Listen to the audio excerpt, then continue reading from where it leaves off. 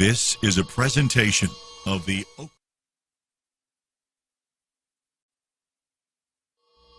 This is a presentation of This is a presentation of the Oklahoma Sports Network.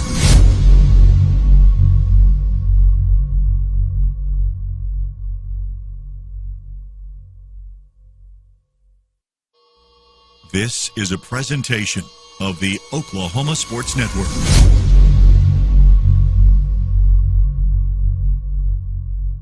Any other use of this telecast, or any pictures, descriptions, or accounts of the game without the Oklahoma Sports Network's consent is prohibited. It may not be reproduced or retransmitted in any form, and the accounts and descriptions of this game may not be used without express written consent.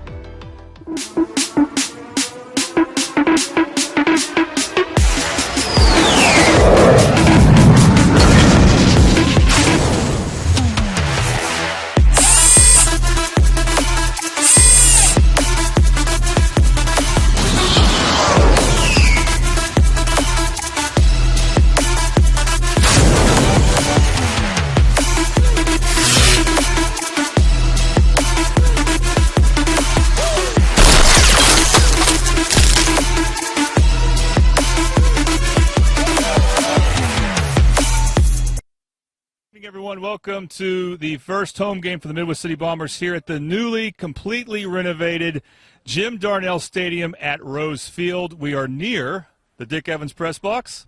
Is that right? Very good, very good. You got it right this time. I'm starting to finally learn stuff here. As we get ready for Week 1, Midwest City versus Carl Albert. Hi, everyone. I'm Jordan Ray. Happy to be joined again by Tom Carpenter. Tom, it was a rough game for the Bombers last week, but they are home now, and boy, is it good to be home after a tough loss. Right, and we thought, the team was 4-7 or 4-8 last year we were playing, and now that's just because they had a down year and they didn't lose. They lost like 5 of their games within 5 points. I mean, it was a tough situation for them last year, and they had a lot of senior folks leading the way, and they put it to us last week. So that was just a tough way to get started, but it'll toughen them up and get them ready for district play, which is what coach is usually looking for, see how we do in district. So, right, and so in taking on the Titans, it's a good test, crosstown rival, the 5-time defending 5A champs, but they are in a bit of a rebuilding phase, so this is a winnable game for Midwest City. Right, I noticed when we do the spotter sheets before every game, and when we were doing Carl Alberts, I thought, where's all the guys from last year? Did they all graduate? Did they all transfer out? I mean, it was because I've understood that one of the guys transferred to our team. I thought, that'll be interesting. So, but other than that, it'd be interesting to see how we do. And I can say Kentrell Bazell, offense and defense, we're going to have to handle him. He's going to be tough. But if we can control him and maybe control the line a little bit, we might have a chance to get him this year. All right, well, this is Countdown to Kickoff brought to you by Louis, and we were very fortunate to have Louis help cater for us in the broadcasting booth this game. And we got a lot going on in our pregame, so stick around. Earlier this week, I interviewed Bomber head coach Jarrell Hall for the Middale Sports Report podcast, and I also interviewed starting running back and captain Kamarian Smiley. We got Tom's keys to the game and a new surprise. That and more, you are watching Midwest City Bomber football on the Oklahoma Sports Network. We're sport.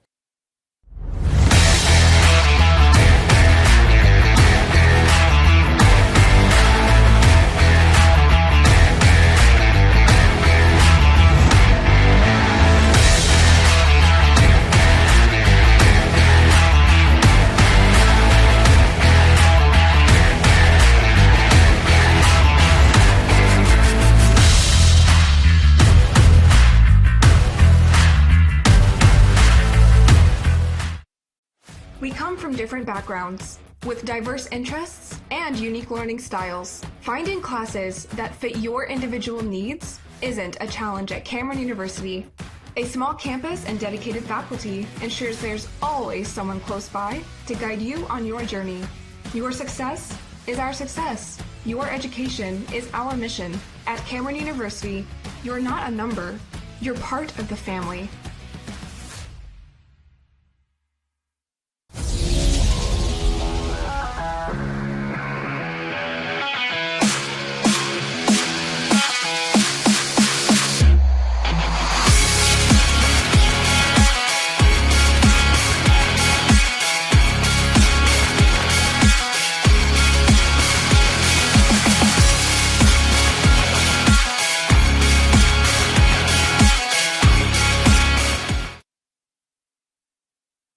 trip in Texas Friday. How would you summarize what happened?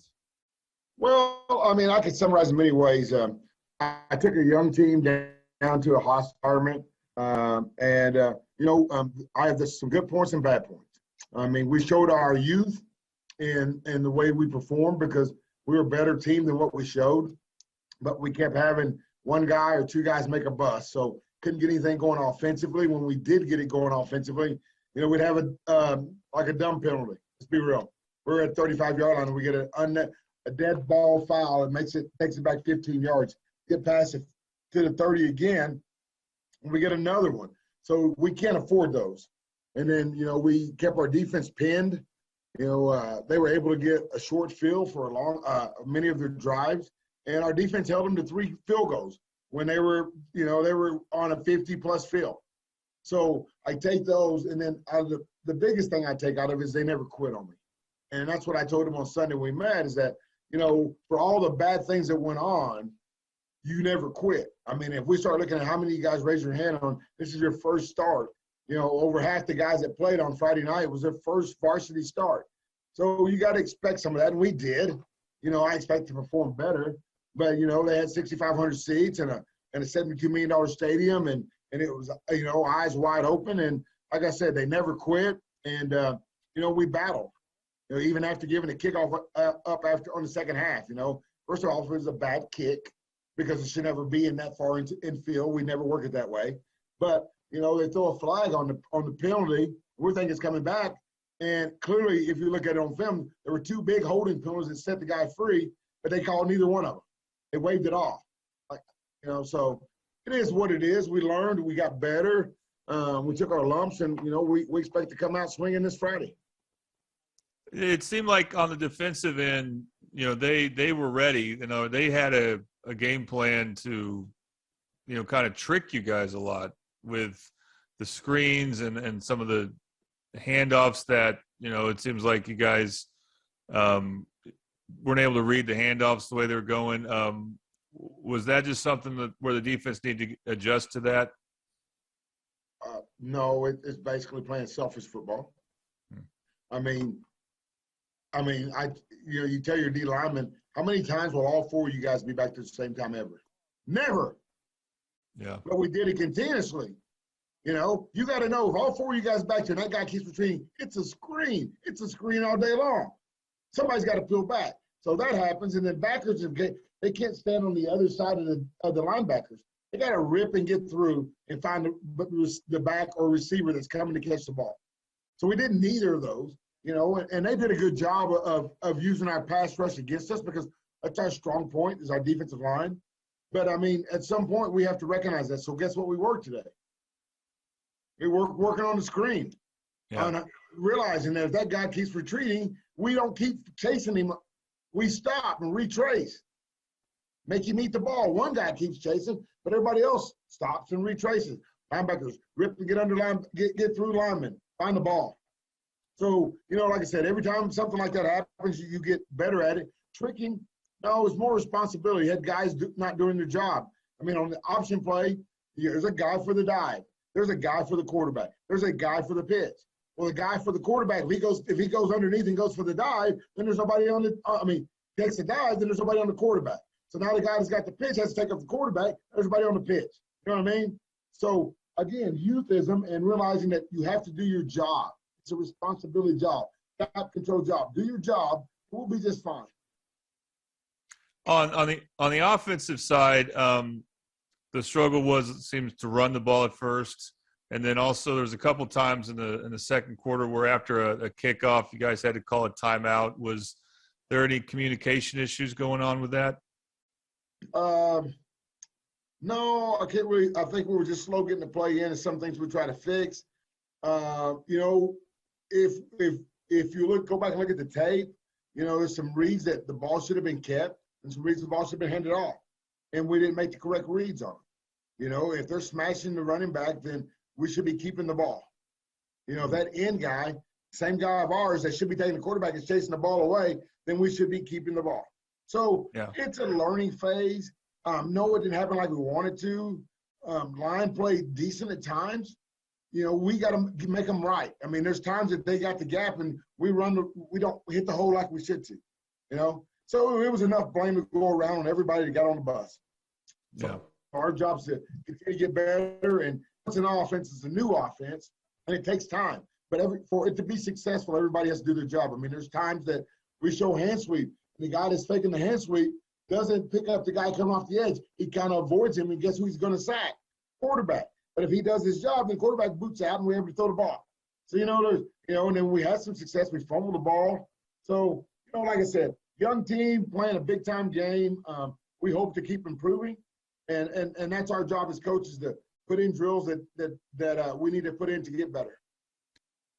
Absolutely. All right. So heading into the Carl Albert game, they have a new coach, new quarterback, but obviously they reload, not rebuild. So what are your thoughts about the Titans? Well, we're going to play a very good game. Coach Dunn, we moved over from Del City to Carl Albert, and that doesn't change much of what they're going to do. They're going to do what they've always done, and they're going to expect to win. It's our job to change what's been happening. So. Like I said, new quarterback, still got Brazil at tailback. He still brings it downhill. They still got some really big linemen that'll get on you and stay on you, and they stay on their blocks extremely well. Defensively, Brazil's also a linebacker, and they're going to come. So, our job is to not give up big plays, not have turnovers, and earn this victory, and we can if we play like a team.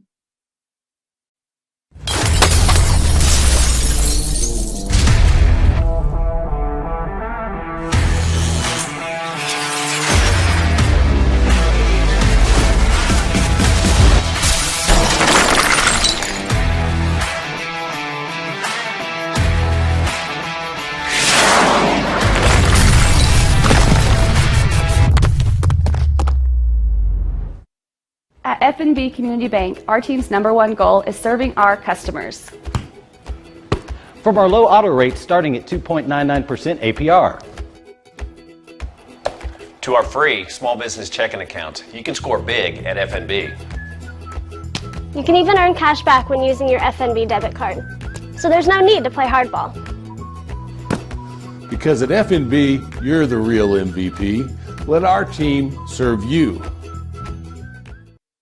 I was introduced to Midwest City about 5 years ago, and I just fell in love with Midwest City because of the people that live here.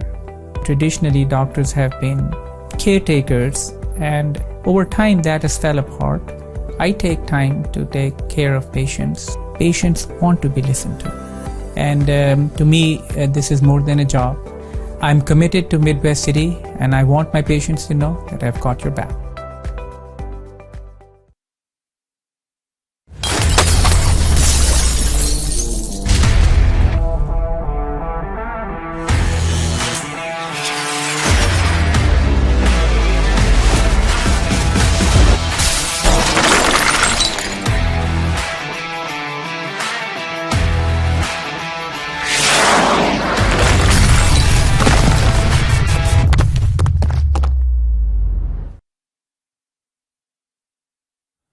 Welcome back to Countdown to Kickoff, brought to you by Louis and Midwest City for Midwest City Bomber football on the Oklahoma Sports Network. And I'm happy to now be joined by Midwest City starting running back Kamarian Smiley. Kamarian, real quick, have you ever been to Louis and Midwest City? I have not, but I heard about the place, and I'd like to take a visit to it sooner or later. All right, I hope you can. Now let's start talking about football here. You were named a captain last week, I believe. What did that mean to you when you found out you're going to be a captain? Well, me as a person, I like to take a leadership role. So, like, no matter where I go and what I do, I like to be that voice. So to actually be named a captain, man, that felt good because I feel like I earned it. And I'm asking this question to all the seniors. I'm interviewing a lot of seniors, of course, every year. When you become a senior, do you feel like you take on a different role with so many other players gone from last year's team? I feel like that's our responsibility as a senior to get everybody in line. You know, it's a tradition that everybody looks up to the seniors, and everybody looks to be a senior one day and looks to be one of those leading in a leading role as a senior. So to have that honor, it's terrific. Now, how does that leadership role look during a game? Are you vocal during a huddle on offense for DJ, for the linemen? How does that work? Well, as a running back, I like to get onto my O-line a lot, no matter what. Even if they're doing a good job, I always think they can do better. So I always point them in the right direction. And then on the sideline, it's always being engaged, getting that sideline engaged, staying engaged through the whole game no matter what's going on, because, man, that sideline, that's our 12th man, and we need them loud throughout the whole game. Now, it was a tough game for you at McKinney-Boyd. When that happens, do you look back and say, hey, this is what I should have done differently, or were you frustrated at the lack of running holes there were? How do you feel about that? Well, personally, we lost, Everybody knows that, but I don't really buy into that much, What I bought into was how our team handled the situation. We didn't quit. We didn't give up. And we need that coming back to Midwest City this Friday. So, I'm not going to say I was happy about the loss. Of course, I'm never going to be happy about a loss, but I am happy about how we handled it, and we handled it better than past years, I think. And so, you are a senior. Have you been thinking about life after high school? What comes to mind for you? Well, really, I want to go ahead and start my construction business. If I get offers or if I get scholarships to go play football, I'll be humbled and I'll be great and glad to have it. But, really, I'm focused on going out and working with these hands. But, if I have that opportunity, I'm going to go ahead and take it. All right, up next for you is a very familiar opponent for you guys, and Carl Albert. I'm sure you know a lot of the players and played against them since middle school and so on. What are your thoughts about taking on the Titans? I want to win the game. That's as simple as I can put it. I want to win this game. It's very personal. I know these kids for over years. So, if I get this win, after this game, I can go out, and when we have our conversations, I won't feel bad about myself or how we handled the situation. So I want to go out on our field and take the dub. All right, well, hope you do. Kamarian, thank you very much. Appreciate you. All right, more to come. Midwest City Bomber football on the Oklahoma Sports Network.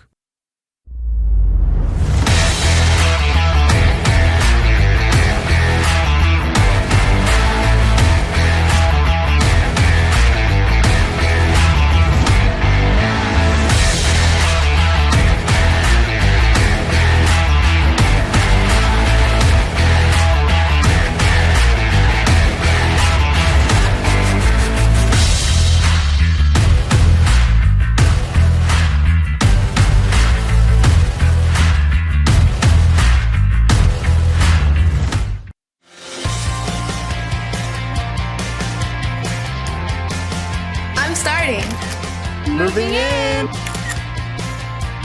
right, everybody get in real quick. You just hold it like this, and you don't need a flash. Learning with VR.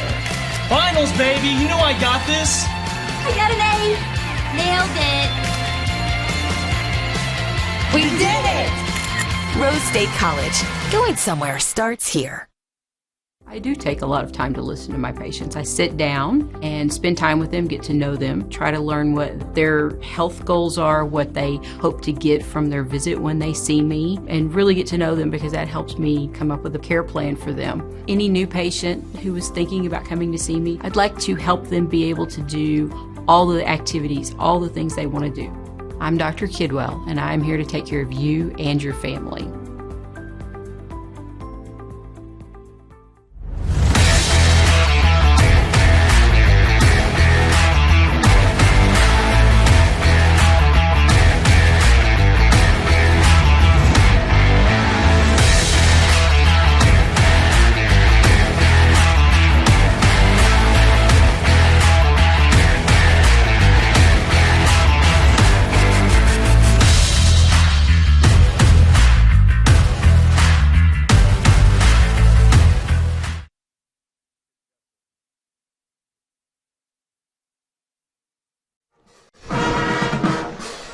And welcome back to the Louis. I'm sure I want to identify Louis here because they've been so great for us.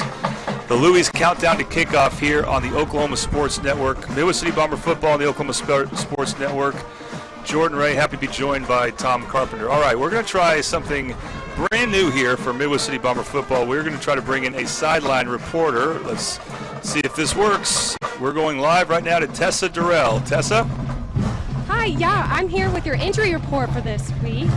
Second half last game, linebacker Bryson Spriggs and Stanley Gordon got hurt, but they'll be returning to play tonight against the Titans. Stanley Gordon will actually be starting in spite of being injured last week. Quincy Cornegay is still out this week following that Week 0 game, and Deshaun Faulkner is also unavailable to play this week. Thank you. Thank you, Tessa. Boy, that was a tough challenge for her with the Bomber marching band converging on her. And Tom, interesting, they while we were playing a couple of our interviews, they recognized the leader of the chain gang, someone who goes back to before you were playing. Not much before, but Al Leal's been with the chain gang for 50 years, and it's a great honor I'm glad they got to honor him with that, because he's kind of an icon around here, and not quite 50 years, but he'd have been there when I was in junior high, so I'm glad to see that he made it in, because he's one of them that he made all the homecoming parades. I mean, he was a real true Bomber backer. We mentioned the injury updates, so that will be significant. Here's a look at how things have gone since this became a regular series. Carl Albert has won. That was 2018. They've won all 3 games. Close games, blowouts, a little bit of both. We'll see what happens here. So now let's go to Tom Carpenter's keys to the game. And we still don't have a sponsor, do we? Working on it. Hopefully we'll get one soon. All right. Well, all you sponsors out there looking for a spot, this is a good one. You get me. For Carl Albert, number one, they need to win a turnover battle. If they can keep pressure on our quarterback, that's going to be to their benefit. And the main thing is that they just need to turn Bazell loose. Kentrell Bazell he's just a beast, and he's hard to bring down. He may not even start on offense. They may just leave him on defense today, but I didn't see him warming up on offense, and that kind of surprised me a little bit. For Midwest City, they need to control the line of scrimmage. Carl Albert has fairly new guys in their positions, so to control the line of scrimmage would be a bonus for the Bombers. We need to make turnovers happen, and number 3, once again, stop Bazell any way you can. All right, very good, Tom. We're going to take another break here. When we come back, we'll have starting lineups, and then we'll move on to the game. Carl Albert versus Midwest City. You are listening and watching. We're back with a camera this time. Midwest City Bomber football on the Oklahoma Sports Network.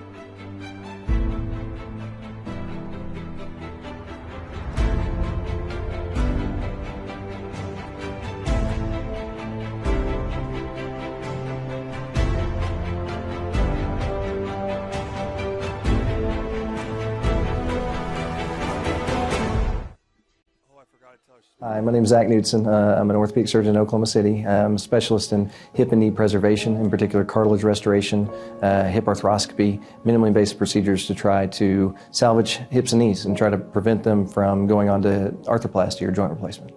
Orthopedics is unique in that it is the ability to have somebody who's injured, their life has changed, and we fix them and they can go back to doing the things that they love.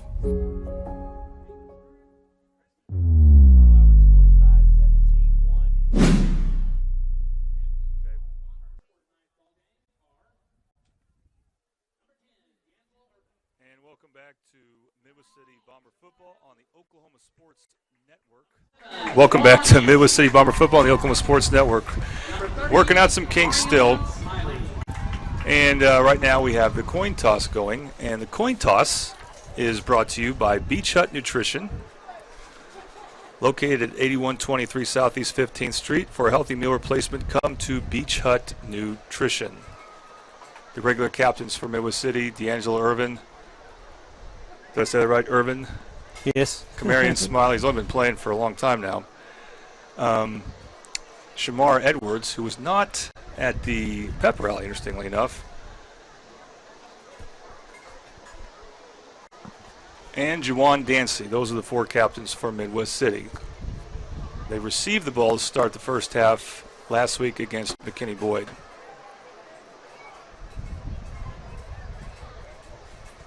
Bombers win the toss.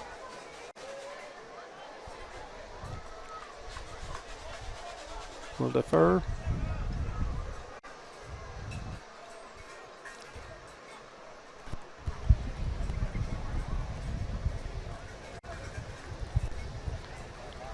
Titans will receive, and the Titans will defend the west end zone. All right, very good. Let's go ahead and have your starting lineups here ready to go, including the coaching lineups. We want to get to that. Starting lineups brought to you by Ben Osinga.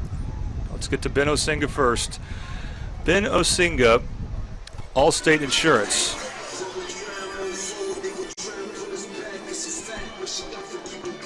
All right. For your life and home insurance needs, call Ben at 405-733-4400. And again, I want to mention Louise. We need to make sure we are recognizing them because we really appreciate that they catered and gave us some food beforehand. All right, so starting lineups look like this. Let's look at the offensive starters here. Okay, D'Angelo Irvin back at quarterback, Kamarian Smiley the running back. The A-backs stay the same, William Broyles and Xavier Wilson. Woodbury and DeQuayne Green are the wide receivers. We'll see a lot of Artez Young. The offensive line, Michael Collins and Jacob Brunson on the left side, Trevor Hand the center, and Nathan Bryant. So that's three sophomores, Tom, in the starting lineup on the offensive line as Nathan Bryant replaces Deshaun Faulkner. Right. We hope Deshaun Faulkner will be available next week against Noble. Iron Wagner fills out the offensive line at the right side. Defensively for Midwest City, Dylan Seabuck, the Viper, leads the way along with Quintavion Carter at defensive tackle. Kanan Love, the big nose guard. He plays there almost exclusively. Shamar Edwards, defensive end. He was hurt a couple weeks ago against Norman North. We'll see how he does there. Now change at linebacker, Tom. Traylon Richardson will replace Bryson Spriggs, who is healthy and available at the weak side linebacker. Eli Yanish, your player of the game last week at middle linebacker. Stanley Gordon will also start at strong side linebacker. Artez Young will start at one cornerback position for Midwest City. Juwan Dancy, the starting safety. Alon Woodbury, by the way, will be a starting cornerback in place of Kamarian Smiley, who will mostly be a running back. And Jason Brown Rosado is the starting strong safety. Let's look at the coaches for Midwest City. We haven't recognized them yet. Darrell Hall in his 10th season, hard to believe 10 seasons as the head coach. The two new coordinators, Tyler Cade and Corey Russell. John Mitchell has been there for quite a while, is one of the defensive line coach, as well as Philip Wall, longtime coach there. Coach Thomas, the freshman coach. New coach Nathan Milligan. Reese Upshaw, the assistant head coach, who helps me with the rosters. DBC coach Dominique Barnes-Karn, special teams coordinator and coaches D-backs. He's moved into that special teams coordinator role. As you may see, not really because of the graphic, Carl Albert's taking the field right now. Butch Chauvinek, the strength and conditioning coach. He will get you into shape. Robert Walker is the offensive line coach, as well as Tommy Han, whose son Trevor starts at center. Brian Couch, one of the new coaches at linebacker, and the A-back coach is Kevin McKenzie. All right, let's get ready to go. We want to recognize right now our kickoff sponsor. That is CrossFit Complete, as we are about set to kick off. CrossFit Complete, a community dedicated to the daily pursuit of fitness excellence and serving others. In doing so, they strive to give our members the best hour of their day. I can say that's definitely true as one of their customers, CrossFit Complete. And Tom, how about a quarter sponsor you're very familiar with?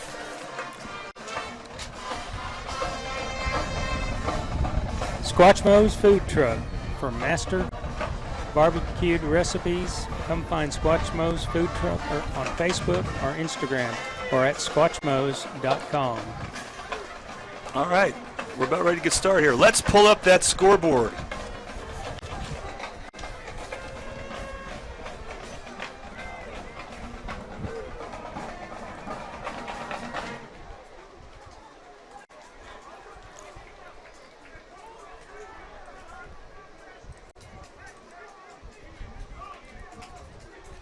Bear with us here.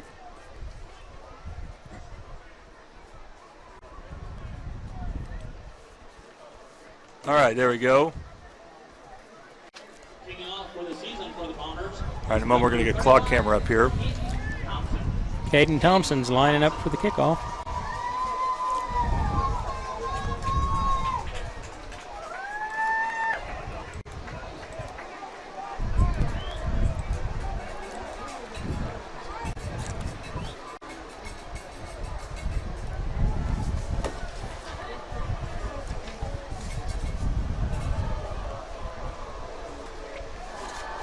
Back deep is number 13, Tashawn James. Okay. Working on a couple details here, and yes, Carl Albert will receive the ball. And yes, Tashawn James, who also played basketball last year, along with Lamarion Curry and Demarion Brown, are back for Carl Albert. So Midwest City will start on defense.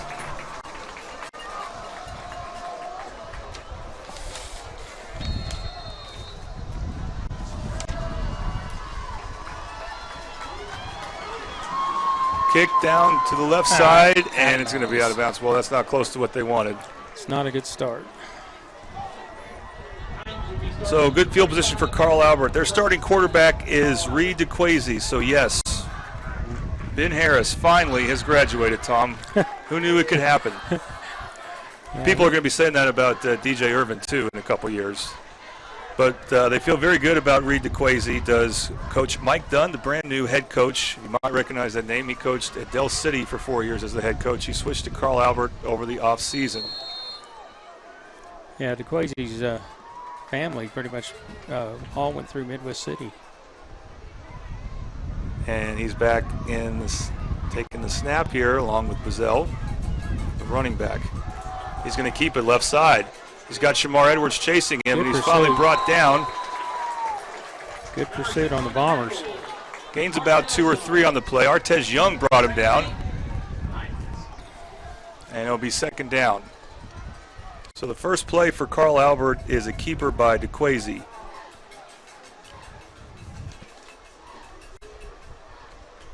First game for Carl Albert as well. Midwest City has 1 game under their belt, so they're very aware of their weaknesses. Carl Albert oftentimes does not have any weaknesses. We'll see if it's true for this year's team. And here is Bazell. And Bazell lunges forward. He'll be close to a first down. Eli Yanish was there. And it'll be 3rd and short. Tavian Carr is also there. Yeah, Bazell is one of those running backs that just runs downhill. He doesn't have to put any fancy moves, although he has done that against us before. But he can just go run downhill, and when he get there, about 6 yards, pretty good. Yeah, pretty good gain. Leading to a 3rd and 2 for Carl Albert. They're now in a 2-back set. 2 lead blockers, perhaps for Bazell. It's a direct snap to Bazell, and I think it's going to be close, Tom. We may have a measurement. I think they're going to give it to him. I think he's on the line. I don't know if Tessa can hear me, but if she can see if it's a first down or not.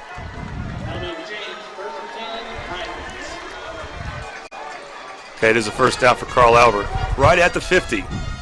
So they're not yet in Bomber territory, but are they close? And it did so thanks to 2 good carries by Kentrell Bazell. 1 was a direct snap. Now Reed DeQuazy is back behind the center.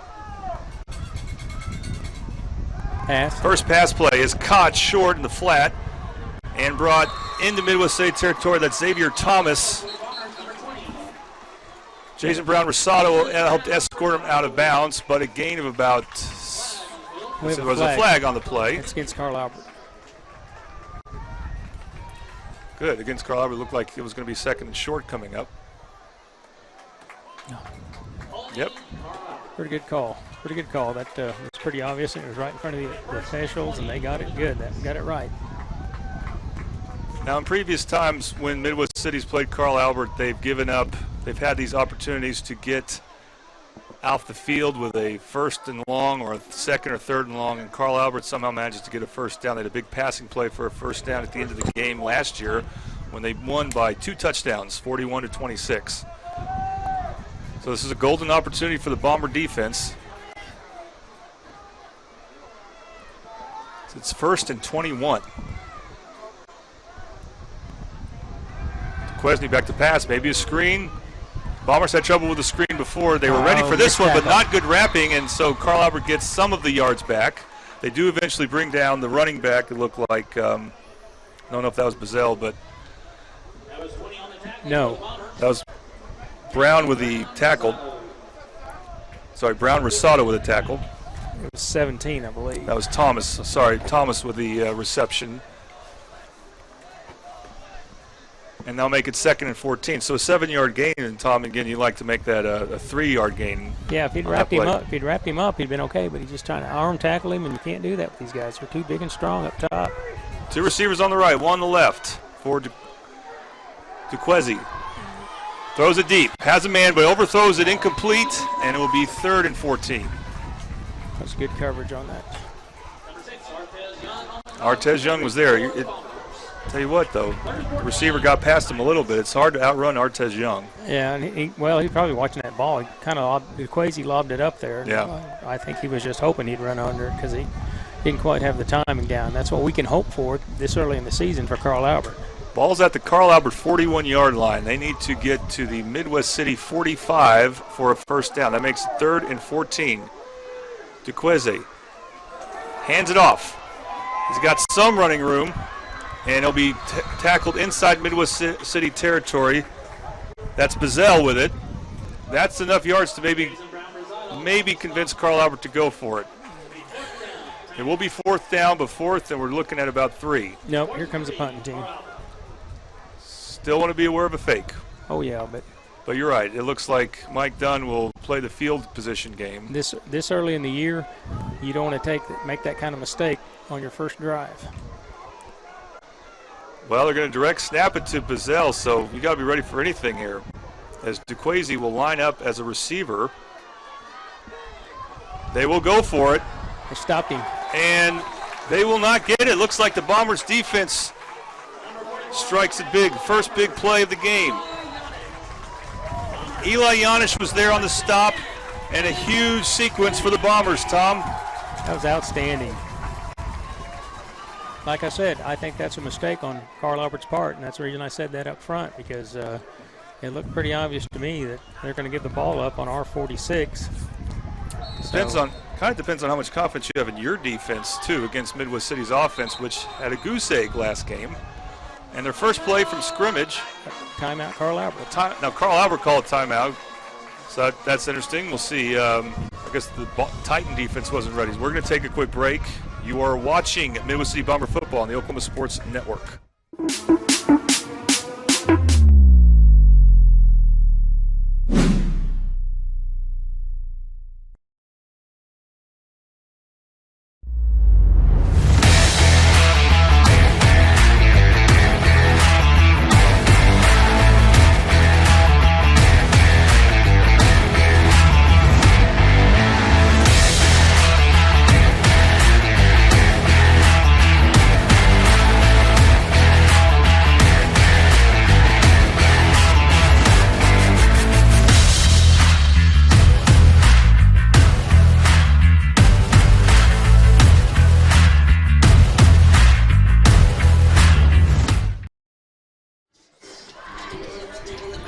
All right, welcome back to Midwest City Bomber football on the Oklahoma Sports Network. Again, this first quarter brought to you by Squatchmo's Food Truck. They master the backyard recipes that people like me don't have time to learn. Well, he's learned from the best. He watched me cook and did the opposite. Tom Carpenter talking about one of his sons. Score is 0-0. 1st and 10 for the Bombers. Oh, we got movement, and there's a flag.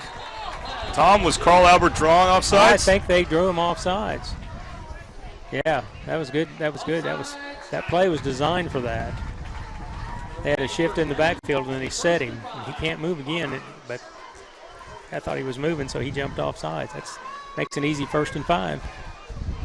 Now, Midwest City's lost this game 3 years in a row, playing their first game of the season the week before Carl Albert, the first game. Is dropped the snap. The handoff to Smiley is going to be tackled for a loss. I always wondered if that was any type of advantage or disadvantage for Midwest City already having a game under their belt. But unfortunately on that play, it was Midwest City that looked very rusty there as they didn't have a clean snap.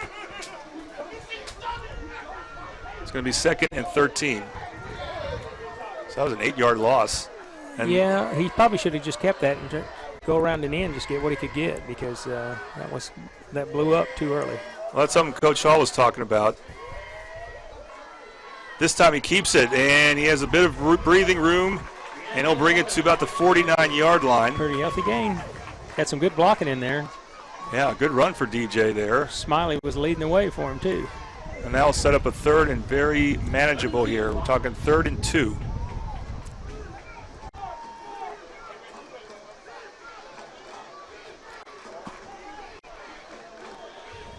So when it's 3rd and 2, you got a lot of options. Run, pass, keep it.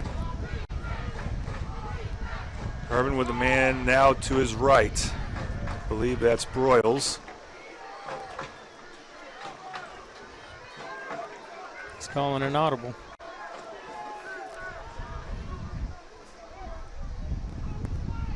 Broyles now moves it to an up position.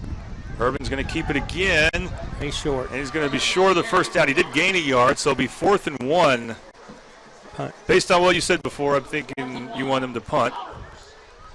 Well, I tried to get him to jump off sides first. This being their first game, and they got the first game jitters. Yeah, you know what? You could take a delay a game penalty here, too. Exactly. The punt's not going to hurt you backing up 5. So. Well, Artez Young punted 3 times at the beginning of the game against McKinney Boyd. So DJ could punt here, but he's positioned like he's going to run a play. Again, they could be trying to draw Carl Albert off sides again. They will not. It's going to be Smiley. First down. And will they give him forward progress? No. It's going to be close. They didn't give it to him. I'm sitting right on the line.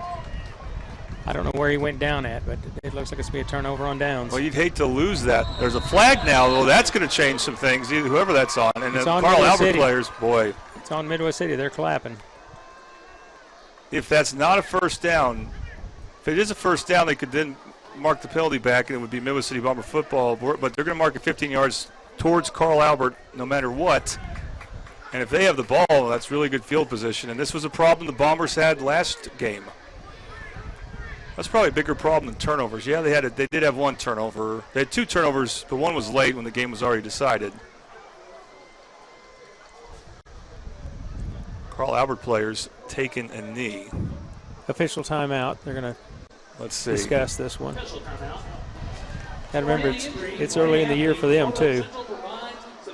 And I know the white hat, I won't name his name, but he's a pretty good official in both. He does college softball, college baseball. He's just he's a good guy, and he's a rule smith. He knows the rules, so he's going to make sure they do it right. They're going to let them measure. All right. We're going to try to bring in Tessa again. Tessa, are you there? I'm here. All right. Anything you noticed on the field? Right now, it looks like Midwest City may have an advantage as far as just having that first game under their belt. It may work out some of the kinks for itself a little earlier on. However, flags like that may cause issues as far as using that advantage. All right, Tessa, thank you very much. And that is not going to be a first down, so it looks like Carl Albert's going to take over, not at the 45-yard line of Carl Albert, but the 40-yard line of Midwest City if they mark this penalty, which we're expecting. But now, did they yet say what the penalty was, Tom? I didn't see that. I think it's a dead ball foul, though, and you're right. It's going to be afterwards. That's what he calls.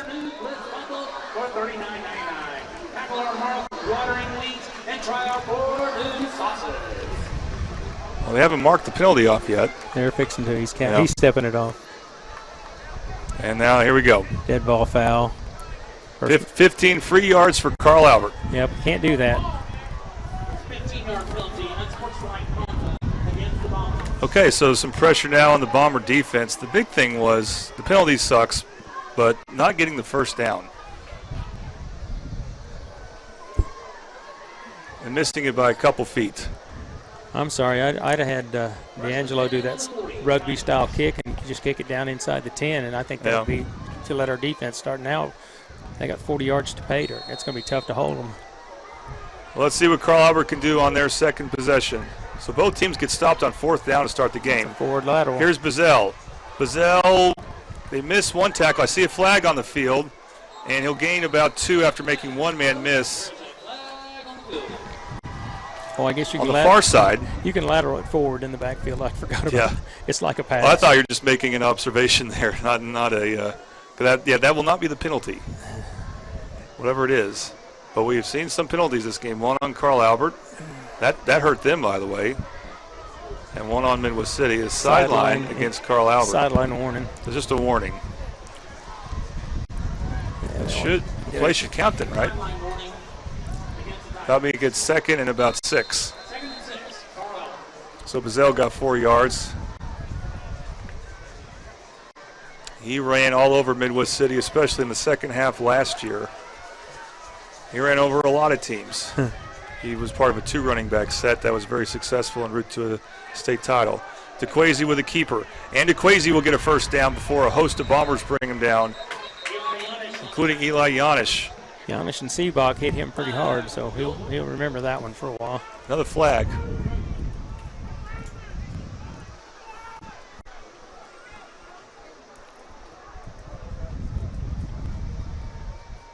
It's against Midwest City again. He's asking the Carl Albert coach what he wants to do. Well, they have a first down. Blow to the helmet. So the Bombers are getting the worst of it when it comes to penalties. Well, they're legal contact to the head against Midwest City will be a first down. I mean, sometimes it's unavoidable, but most of the time, if you wrap them up the way you're supposed to, the way they're teaching them these days, it doesn't matter. They should be able to do that without getting a penalty.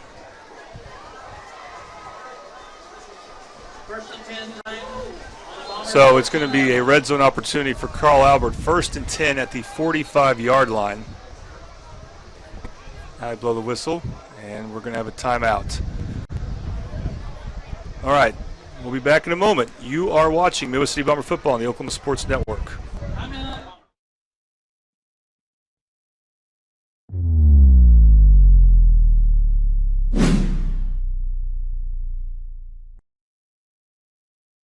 For 60 years, Hudeberg Auto Group has serviced all makes and models.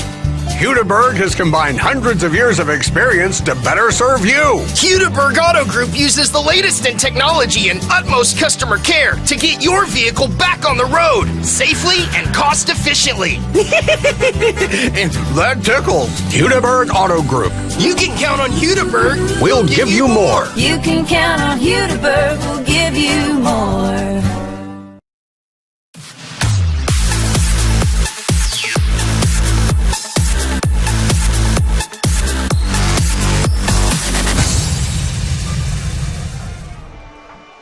And we're back with Midwest City Bomber football on the Oklahoma Sports Network. Your score is 0-0, but Carl Albert is threatening here thanks to some Midwest City Bomber penalties.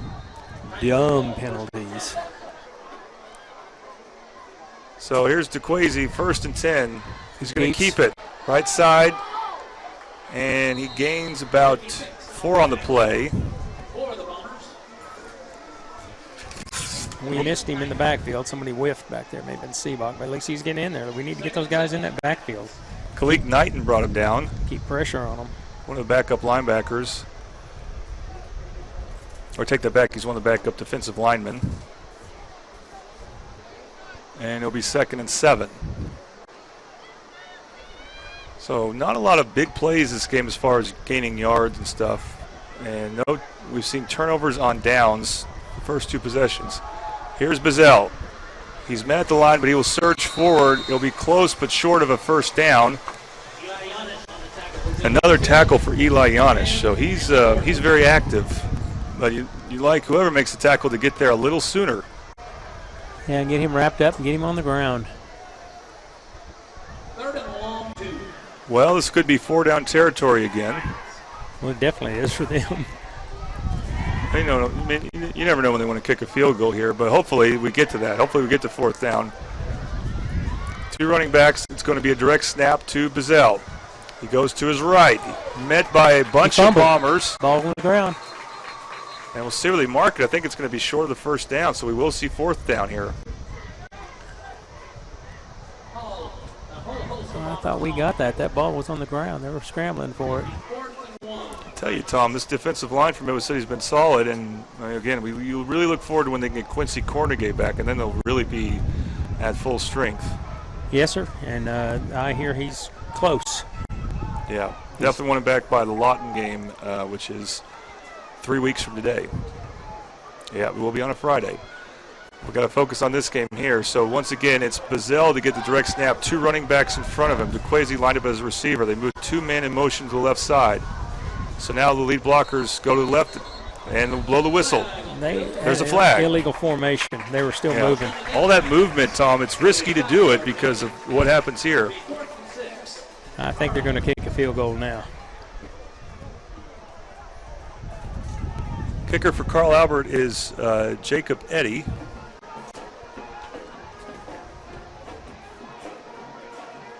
Carl Albert being one of those football factories, you expect them to always have a good kicker.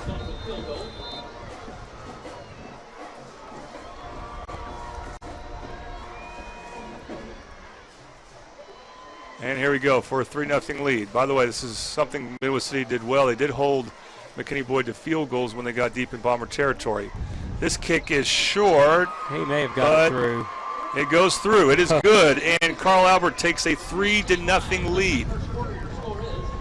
With 3:25 to go in the first quarter, 3-0 Carl Albert leads the Titans. Leads the Bombers. You're watching Midwest City Bomber football on the Oklahoma Sports Network.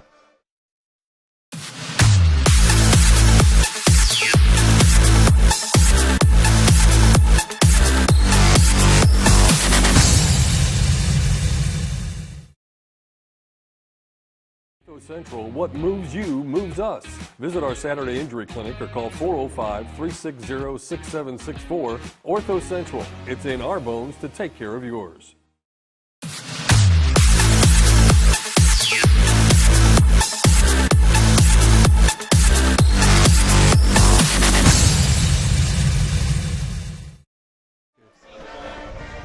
Welcome back to Midwest City Bomber football on the Oklahoma Sports Network. Tom, how about that drive for Carl Albert? 7 plays, 40 yards, and Jacob Eddy was able to cap it off with that short field goal, and he got a little wobbly kick on it, but he got it through the end zone, through the uprights, so it's 3-0, Carl Albert. All right, here is the CrossFit Complete kickoff. CrossFit Complete, a community dedicated to the daily pursuit of fitness excellence and serving others. In doing so, we strive to give our members the best hour of the day. CrossFit Complete. Okay, for Carl Albert, the kickoff guy, I believe, is Trey Washington. Short, upright. And there will be a return here. Gaines gets to about the 25-yard line. That's where the Bombers will take over. Number 7 on the return. Juwan Dancy. 1st and 10, Midwest City. Okay, Juwan Dancy was on the return as a short guy there. I believe that was Julian Thompson who was kicking off. I thought it was 25. I couldn't tell. That's what I was looking at. I thought that wasn't on the depth chart, so a little confusing there. Anyway, all right, so Midwest City almost got a 1st down their first series, but they came up just short. Let's see what they can do here. It's 1st and 10. Irvin. He's going to keep it. On the option? Good. Pitched it just at the very end, and the Bombers get about a 6-yard gain on the play. Good option. I believe that was one of the A-backs with the handoff there. Right. It was a 7-yard gain. Didn't catch whether that was Wilson or Broyles. I think it was Broyles. I'm not sure. But Irvin made a good read on the backer coming up, and he made the pitch at the very last second. It was a very good pitch, and that's what we need. Didn't have that last week. Wilson in motion. pitches to Wilson, and Wilson gets a hole. Wilson will get past the 45-yard line near the 50. Biggest play of the game by far for the Bombers, and they're in business right now, very close to Carl Albert territory. They are looking much crisper than they did last week. They're getting those plays, getting the ball out. About 18 yards on the game there. Pretty good trot. Yes, sir, about 18. Devin Sissons is in at one receiver. He's also the backup quarterback. Urban with a man in motion. He's going to throw, looking Sissons' way, rolls to his left. Toss it short and incomplete to Broyles. He tried to lead Broyles, and Broyles stopped there. And I think that's part of the getting in sync process there. He had pretty good pursuit from number 17 for Carl Albert. Number 17, one of the cornerbacks, Xavier Thomas, who also plays receiver for Carl Albert. He was putting a lot of pressure on Urban. 2nd and 10. Bryson Spriggs is in at a tight end. Sissons now moves from left to right. 2 A-backs, one on each side. One's now in motion. They keep it to Smiley, and Smiley will lose yardage. Yeah, that time he made a bad read. He had too many guys in the hole. Should have pulled it out or pitched it, one of the two, but not handed it off. But Mason Lance, one of the guys to tackle him. Artez Young now coming in from Midwest City, and that's the deep threat. If he can get in sync with DJ, he can be deadly. Daquan Green also in, so Bombers bringing in some speed receivers. And it will be 3rd and 11.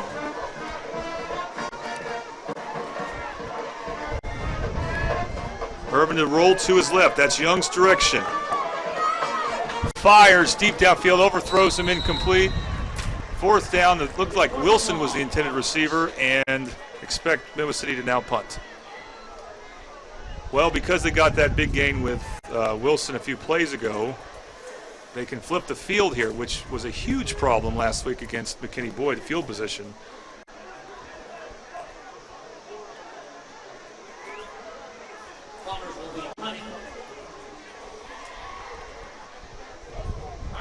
Artez Young will be punting again. Now, his first 2 punts were longer than anything DJ did last week, but then his 3rd punt was not good, so that's what led to the change there. They're going to go back to him. I'm guessing he had a good week in practice punting-wise. Just needs to get his confidence, and he'll get it. Thomas back for Carl Albert. Young looks like he's going to keep it. He can run. He's going to get the first down. And this, down to 30. He may score. He's going to score. Field, 10, 5, touchdown Bombers. Yeah, baby. On a fake punt, Artez Young. Unbelievable that he kept it. That was 4th and 11, Tom. That was outstanding. I don't know if that was a called play. It looked like he had somebody penetrating, and it was not a good direct snap, but we'll take it. It takes guts to do a fake punt on 4th and longer than 10.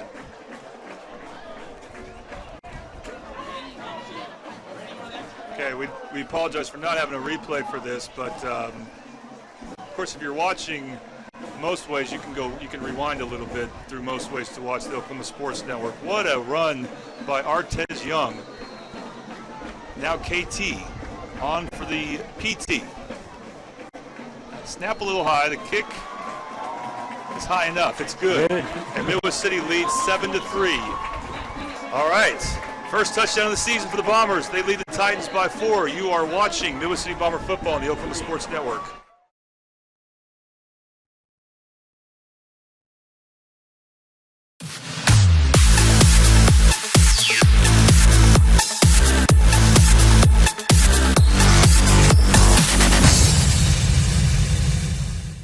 Provider, utilizing simple, reliable technology for your home and business. Remote monitoring and management, network infrastructure, and cybersecurity, all with 24/7, 365-day live support. When you partner with CTG, you get the 150 years combined experience of our experts, helping your business grow while keeping your systems secure.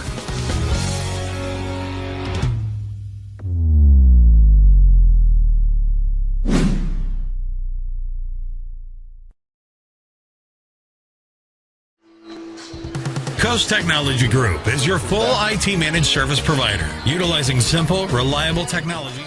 All right, sorry for that technical glitch there. We are back with Midwest City Bomber football on the Oklahoma Sports Network. Tom. That was a beautiful 75-yard drive, 6 plays, capped off with that fake punt and run by Artez Young. We think it was about 55 yards. He was... Well, net yards. Yeah, he was back farther than that. He was mobile. Yeah, he was back farther than that, but from the line of scrimmage. And I really don't know if there was a planned play or not. I'm going to have to ask Coach at the end of the game and see what he says. Well, of course, Tessa may interview Coach if Midwest City can win. That was the arrangement we made with Carl Albert, Carl Albert's broadcasting team. That Tessa will interview the winning coach. All right, here's the kickoff, and boy, was there a crunch there. The ball may have been on the ground. And then Carl Albert picks it up. I don't know if they get those yards. He can't advance it. Yeah.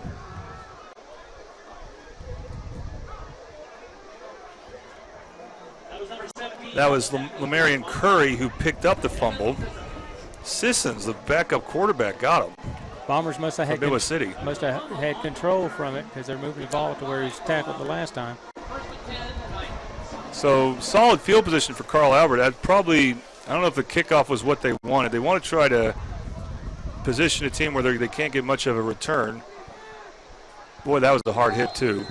I didn't catch who that was. I don't know. It was a good stick. All right, so Carl Albert ball trailing by 7-3. Kwesi keeps. Kwesi will keep it. He's got one man to beat. He will not do it though. Still gained 4 yards. That's Woodbury. I tell you, Coach Hall is really high on Woodbury, and I am too. He plays well on both sides. But he's now the starting cornerback along with Artez Young and starting wide receiver. But speaking of Artez Young, that has to do a lot for his confidence, and I would imagine he's going to have to be more active on offense now.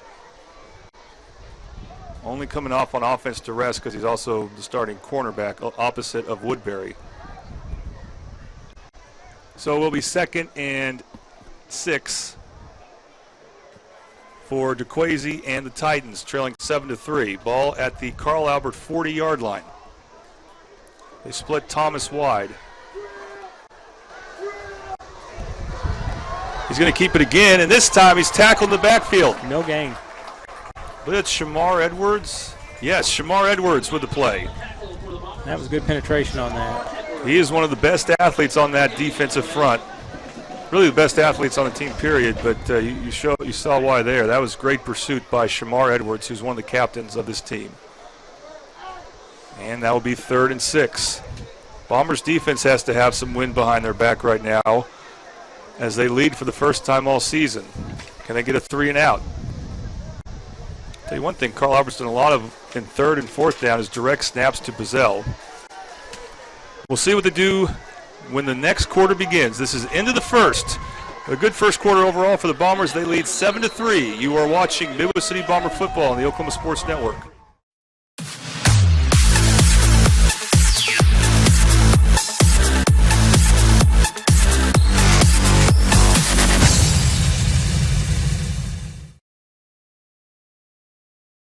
Your home and business, remote monitoring and management, network infrastructure, and cybersecurity, all with 24/7, 365-day live support. When you partner with CTG, you get the 150 years combined experience of our experts, helping your business grow while keeping your systems secure.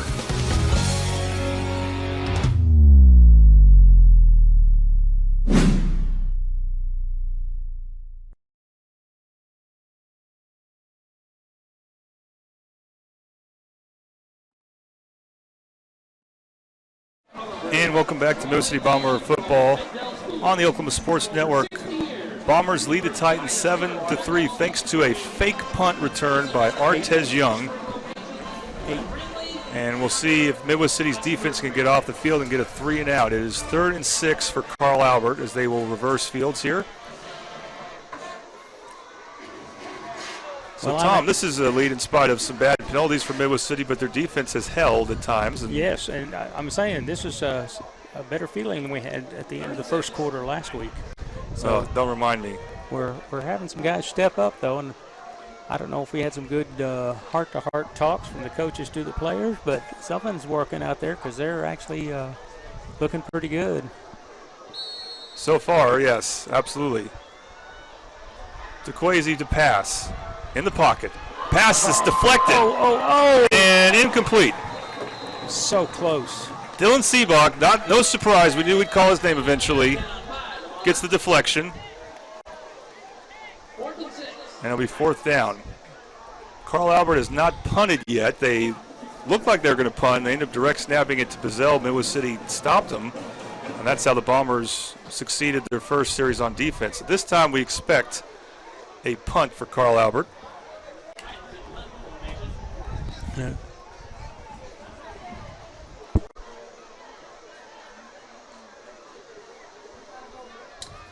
You got DeQuasi and Bazell still in the backfield. Thought the second Bazell was going to punt. He still could. Could be a trick play. They line up that way. Good penetration for a nice punt. That's Trey Washington with the punt. Oh, it's going to roll too. He's going to get. And it will be a dead ball inside the 20. Did go out of bounds. Well, we'll see where they mark it. It looked like it was going to be inside the 20. It'll be at the 22-yard line of Midwest City. It's a great punt by Trey Washington of Carl Albert. Now the Bombers have a chance to extend their lead. And again, with Carl Albert, you just feel like at some point they're going to get going. So you can expand this lead. You got to go for it. By the way, the Bombers' offensive line without their most experienced player from last year, Deshaun Faulkner, and they're holding up so far. Yeah, I'm pretty impressed with all of them. And Trevor Hand's a young man, but he's leading them up there, leading them up to the ball and getting them going. He's barking out signals. Well, for Trevor Hand, whatever sport he's playing, the coaches love him, and that's not just his dad. Well, his dad has to. Nice pitch. Irvin on the pitch, and Smiley's going to get 3. That's Kamarian Smiley who received it, and yeah, gains about 3 to the 25-yard line to be 2nd and 7. I want to tell you right now about our second quarter sponsor. That's Renault and Childers Attorneys. For more than 20 years, Roger Renault and Bridget Childers have been providing clients with experienced and cost-effective legal representation in the areas of family law, bankruptcy, probate, and criminal defense. The phone number to call is 405-732-5432. You got a flag. Bombers moved. Looks like it will be a 5-yard penalty on Midwest City, which would make it 2nd and 12. Yeah, that Renault name is well known in Midwest City. A lot of athletes in that Renault family. 2nd down, long for Midwest City. Yeah, and again, we want to also thank Louis Bar and Grill for catering to us. And those are some good wraps. If I had more time, I could have really enjoyed it. But, you know, those pregame stuff can be hectic. 2nd and long for Irvin. Irvin rolling to his right. Another flag. Good block on Bazell. And the pass is caught short. Ooh, great tackle, open field tackle there by Demarion Brown. Wilson with a catch. We'll see if it was holding on Midwest City. It is. Yep. Usually when you see a flag in the backfield on a pass play like that, it could be illegal, hands to the face on the defense, but holding is more commonly called. Now that's going to really back Midwest City up, and they need a good play here just to get so they can be in position to punt and not so deep in their own territory. Yeah, they had a pretty good block on Bazell, and he may have used his hand to shove him by, but they kept him away from Irvin. So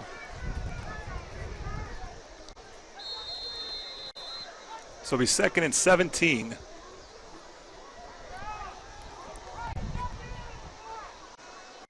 Irvin now rolling to his left. In the end zone, then he escapes. Fires, pass is caught. 17. That's Sissons near the 17. About at the 8. Yeah, it is at the 17-yard line. So 17 at the 17 there. They got quite a bit of it back. Well, again, that would help with a punt, but now you can think this is a doable 3rd down here. This is going to be 3rd and about 6 or 7. No. 16 or 17. Oh, I was looking at the wrong I know. hash mark there. I know you went to Lawton Public School, but we won't make fun of you. That was a private school, I hate to say. Oh. My parents wanted to keep me from Lawton Public Schools. Oh, there you go. Which they went to. My mom went to Lawton Public School, so as did her whole entire family.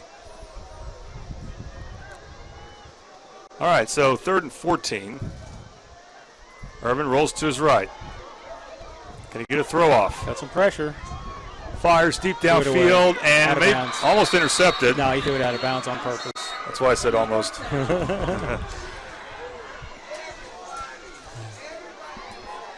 Well, they wanted a chance at it. That won't happen, but thanks to the previous pass play, that will help a little bit with the field position game here. But this needs to be a really good punt, and you would not think a fake is coming this time. No, that'd be really pushing our luck on this one. Although, again, they need to find a way to get the ball in Artez Young's hands again. It could be that Carl Albert can't catch him no matter what, but this is not the place to do it, really, when it's 4th and 14 deep in your own territory.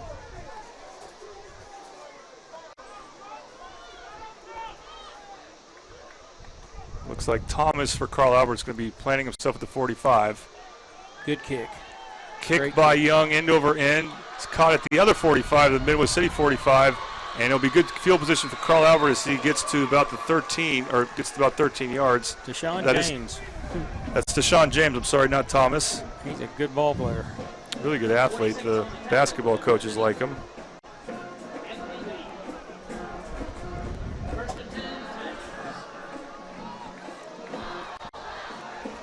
So Carl Albert will take over at the 34-yard line of Midwest City. So Midwest City's defense will be tested here, Tom. Yeah, we're going to have to get some love up front from Kanan Love. Let's see if he can get back there and put a stop on Bazell.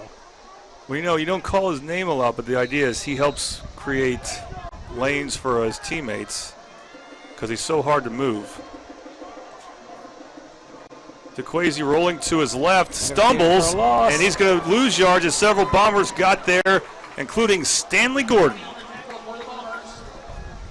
Very charismatic player. He had a great entrance during the pep rally today. Brown Rosato put a pretty good lick on that running back, too. So it'll be 2nd and 13. So, again, Midwest City's defense has looked pretty good here. They've changed their starting lineup around. They don't have Quincy Cornegay. Still, they hope to have him back soon. But the defense has mostly been up for the challenge here, as Carl Albert has not done much. On the keepers to Quasi. Another good tackle. And Traylon Richardson, who's starting at linebacker, so I'm not used to that name, but I know who he is. He just this is his first time to see a lot of playing time at the varsity level. Starting at the weak side linebacker, brings him down, setting up a 3rd and 10. This is what Bomber defense is supposed to look like. Make them work for it. Make them earn it. And they're not giving up big chunks. That's the good thing. That quarterback, DeQuazy, thought he had an open lane, and he got stuck, got a form tackle put on him by Richardson.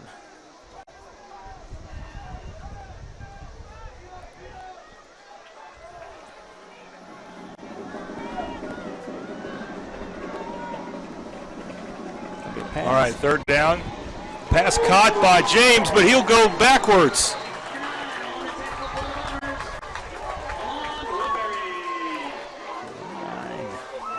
That's Woodbury. Man, is he making his presence felt on defense, and the Carl Albert player's hurt. It was a clean tackle, but man. That's what that form tackle will do if you do it right. You'll at least knock the wind out of him. I believe that's Deshaun James. I hope that's all it is, because I look forward to seeing what he can do. He's a good ball player, yeah. He has a future in football.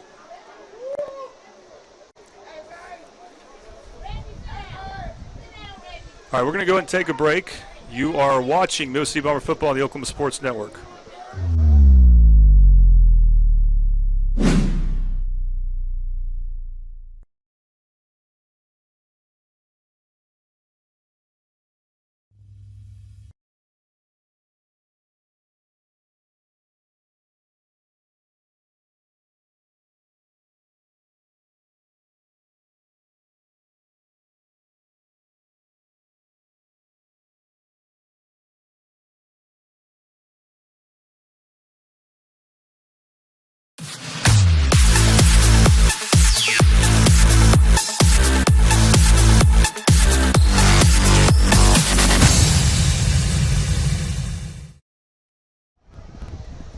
And we're back. So James was able to get off the field just fine for Carl Albert.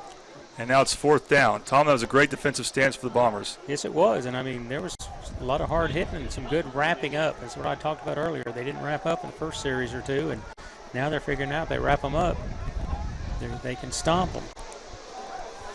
That's something Bombers haven't seen a lot of this year, but that's a lead. Well, it's only their second game, but yes, the first game there was nothing like that. First game was eerily like the game these two teams played 2 years ago here, where Carl Albert won 31-0. This game is not like that, and Trey Washington will be back to punt for Carl Albert. Dangerous Artez Young back for Midwest City. Short punt, not very high, but a great punt as far as where it goes. Goes out of bounds inside of 20, so that's where Midwest City will take over. The score is 7-3. Midwest City leads Carl Albert thanks to a 4th and 11 punt return by Artez Young.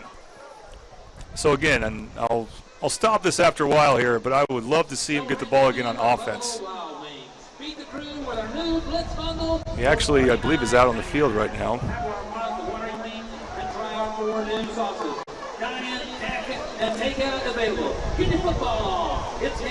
No, I take that back, he's not. It's going to be a bunch formation for the Bombers. Only inside receivers, DJ and Smiley. And that leads to that makes Carl Albert want to call a timeout. So nicely done, Coach Russell. We'll take another break. You are watching Midwest City Bomber football on the Oklahoma Sports Network.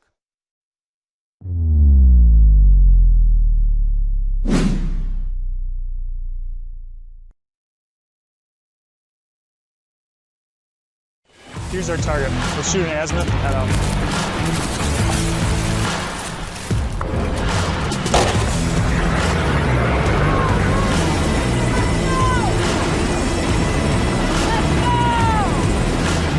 All in. Great drill weekend, everyone. See y'all again next month. In the Oklahoma Army National Guard, you don't have to choose between civilian and military.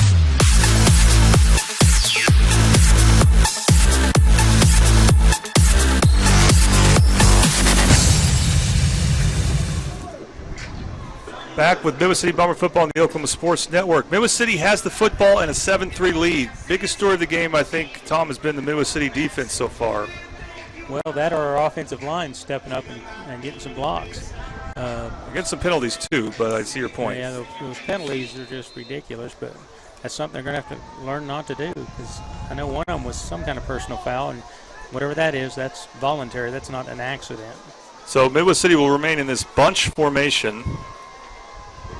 And it's going to be Smiley, and that's a bit of a surge for Smiley. Looked like it was a late hit there on a Titans defensive player, but no call. And Smiley will get about 4 on the play. Yeah, it was a nice hole opened up, and I think gentleman from Carl Albert may be getting tired. Some of them are going both ways. Midwest City has 2 timeouts left. No, we're not near the end of the first half yet. Carl Albert has 1. They've already used 2 this game.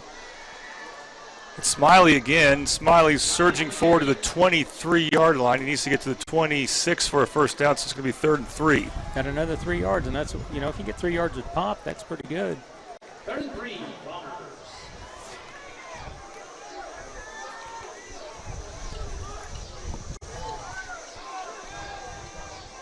Audible again.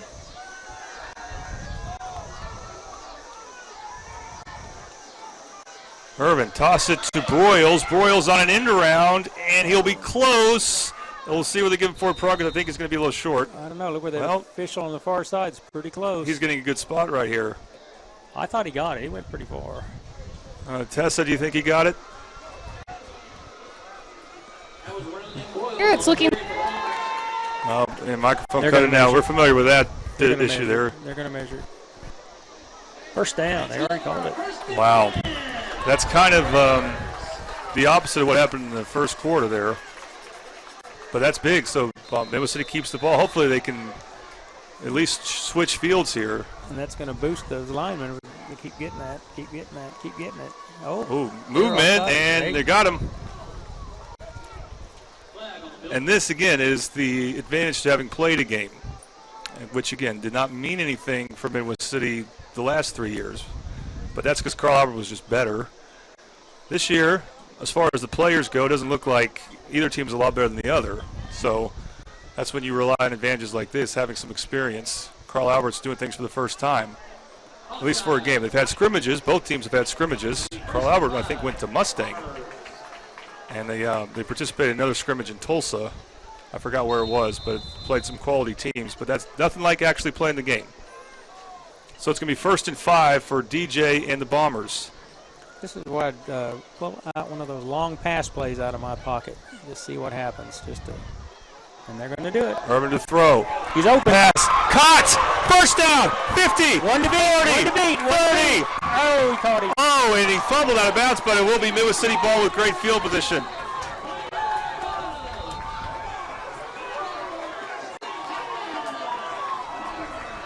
That was Wilson, I believe, right? That's about 70 yards. We'll take that. I missed the number there. For the Bombers there with the kick. That's Xavier Wilson.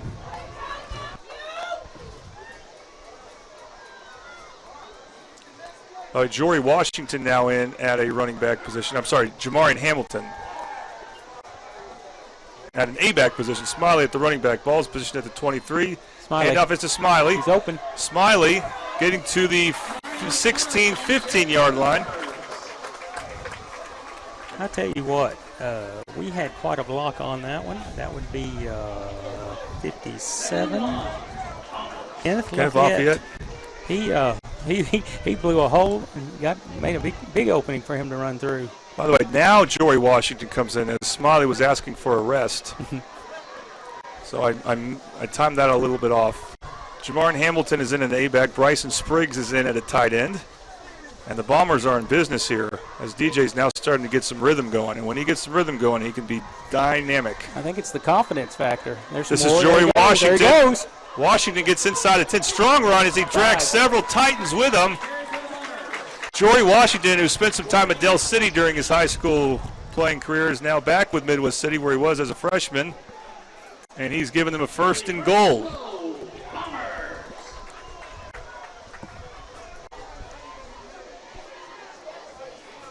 Well, if he keeps running like that, Jory Washington might see some increased workload. I'm just telling you, that's going to give confidence to that line. They are making the holes right where they need to do it now. Irvin getting his plays. About to take the snap from Trevor Hand. Jory Washington still in behind him. And a whistle blows. There's a flag. Well, that hurts your momentum some. Legal procedure. So they'll back up 5 yards. Broyles and Young are back in for Midwest City.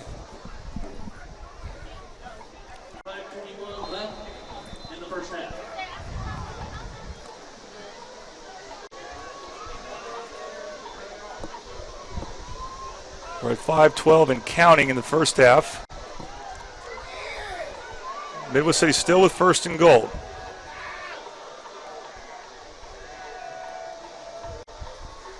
Irvin going to keep it, but he had nowhere to go.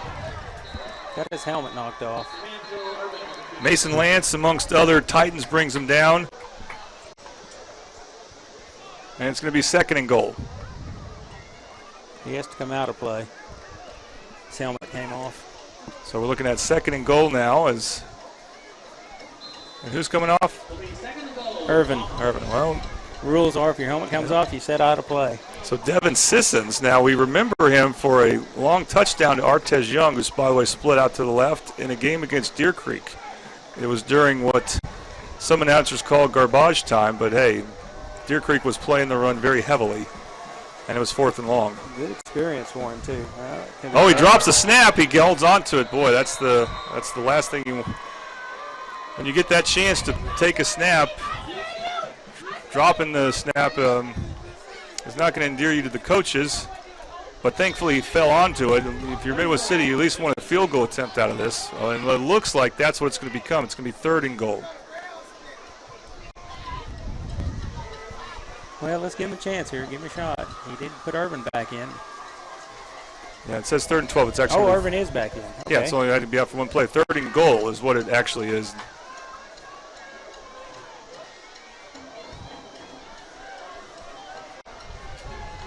Irvin looking end zone. Now reverse field, rolls this right, fires, and it's picked off. Right on the goal line. Dadgummit. Just threw it behind the intended receiver. And Carl Albert gets a stop. I believe Broyles was the intended receiver, so it's going to be 1st and 10 for the Titans at the 20. Oh, Boy, you'd love to have that throwback. Yes, sir. Wait a minute. What are they doing? Are they calling it a touchback? Well, they are conversating and maybe spot of the field, and maybe if he kept possession as he hit the ground, and I'm only speculating here. Well, that would be too nice, but we still be backed up a little bit. At least we get a field goal attempt out of it. If they call it a drop, well, we're going to keep it here. And we'll see what down it is here in a moment.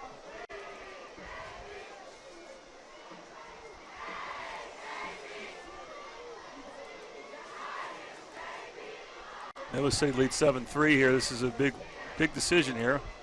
But I do want to take this time to show you that next week, the Noble Bears are coming to town. Oh, holding. Holding on defense? Yes, holding on the Titans. It's Bomber football. Well, if that's true, it will be 1st and goal again.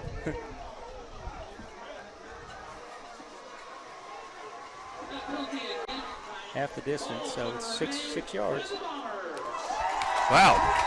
What a lucky break. No interception, and not only that, it's a fresh set of downs. No. Or not. Well, I forget, defensive holding is not always an automatic first down. Still 3rd down. So it's 3rd and goal. But look at this. I mean, this is a great opportunity to score here as you're back inside of 10, and maybe even go for it if you get close enough. Smiley will be back in.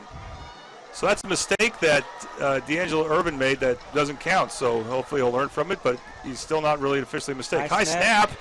Irvin makes 2 guys miss, but he's brought down to 15. That's a collar. That was a horse collar. Maybe.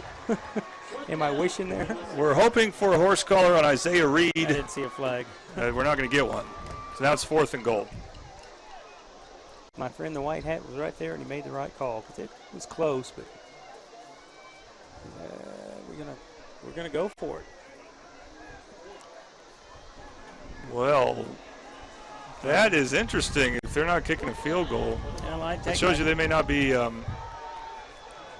KT's not quite ready for these field goals, I guess, is what they would be indicating. I mean, 4th down out and more than 15 to go for a touchdown. Maybe they're going to try to draw them off sides, although that wouldn't be much advantage. I'd let the clock go ahead and tick down. Got 27 seconds on the shot clock. I love that you call it a shot clock. But they may be called a timeout. So we're expecting a timeout to be called here, and yes. All right, we'll take a quick break. You are watching Middle City Bomber football on the Oklahoma Sports Network.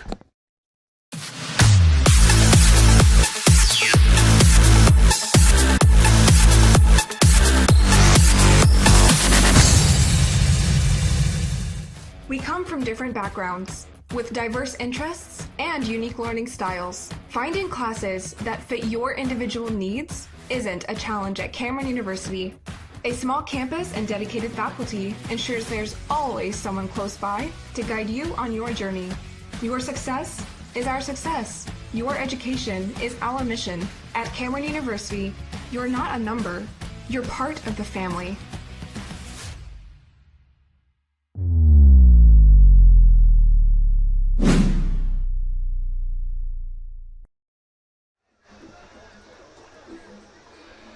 Welcome back to Middle City Bomber football on the Oklahoma Sports Network. We're in the 2nd quarter. This is the Renault and Childers Attorneys 2nd quarter. Middle City up 7-3. So now they will kick a field goal, Tom. Well, I think that's a wise choice, but yeah, we need to see what KT can do here. He keeps his head down. I know he's got the power in his leg. I've seen him kick. Daniel Smith to hold. The kick is, it's close. It's just short. No good.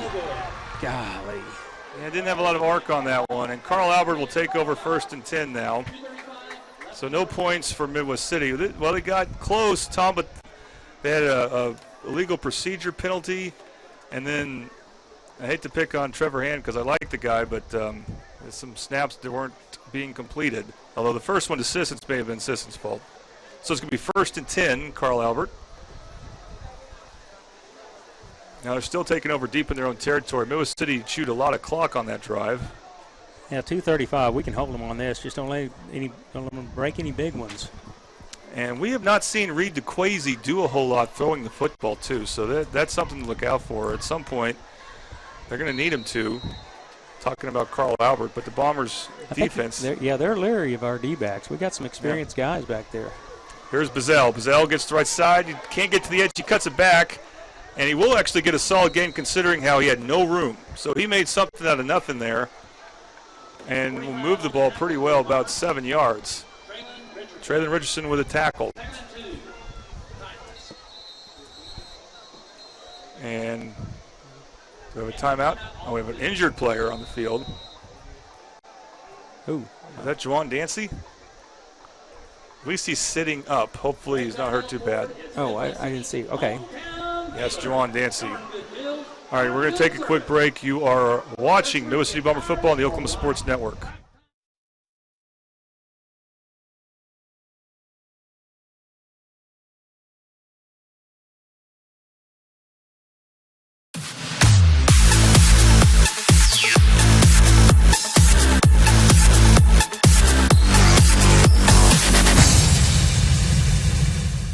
At F&B Community Bank, our team's #1 goal is serving our customers.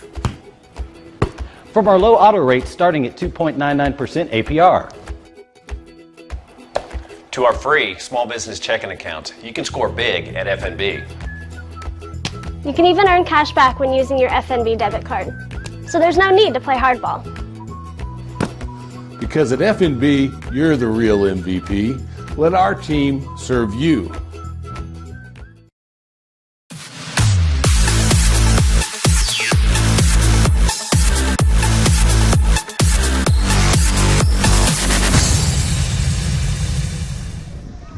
Welcome back to Midwest City Bomber football on the Oklahoma Sports Network. This has been a slow second quarter with a lot of stops, timeouts, injury timeouts, and more. It's Carl Albert football. It's 2nd and short. Ball marked at about the 28-yard line of Midwest City. DeQuazy will go to his right, has some running room. He'll get a first down, not much more, and that will temporarily stop the clock. So we hope to get an update on number 7, Juwan Dancy, soon, as it'll be 1st and 10 for Midwest City. He is walking on his own power on the sideline. He's not coming in yet. You would love to have him in as one of the experienced defensive players and captains.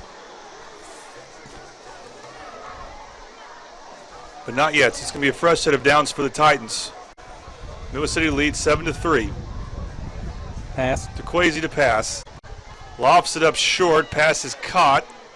Taken out of bounds about the 36-yard line. Bazell. Richardson got Bazell. Richardson's been getting his name called a lot. 37-yard line is where it will be, so it'll be about, they're saying 4 to go. Yeah, well, Midwest City, you're okay with some short gains here. We got some of our smaller package in the front for our defensive line, the better rushers. They're not looking to stop the run right now. Carl Albert's going to have to pass. And he's going to roll to his left as DeQuazy. Under some pressure. Oh, there's some holding there. holding. Even I'm calling it, Tom, and I usually don't say that. And no flags. He'll go out of bounds, not getting a first down, though.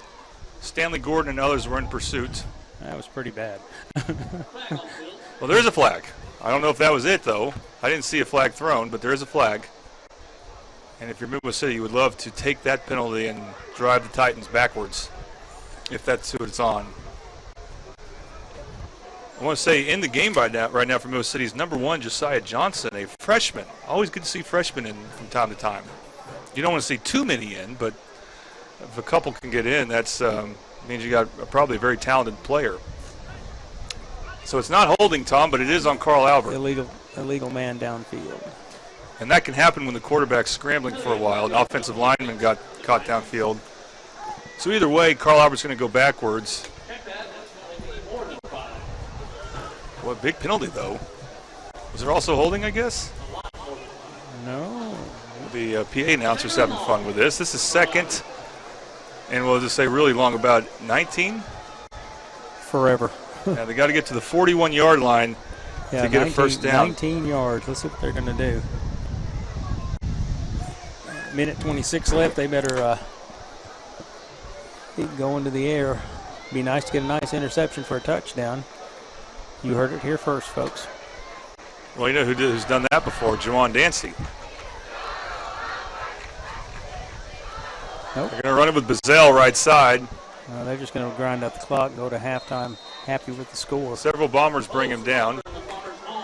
Bringing him down at about the 28-yard line. It'll be 3rd and long. Midwest City could stop the clock, but I think they're going to get the ball to start the second half, Tom. So right. Midwest City is going to gladly allow Carl Albert to run this clock out.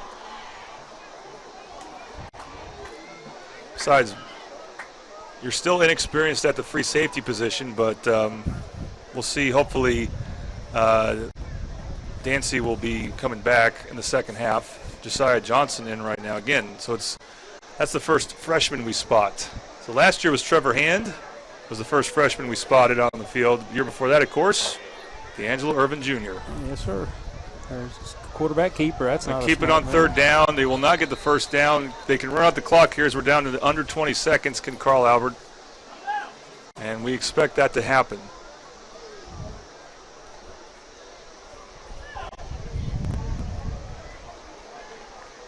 Yeah, they're walking off the field. Good half for the Bombers. Okay, so Bombers defensive story, along with Artez Young making a special teams touchdown. Not a punt return, but a fake punt.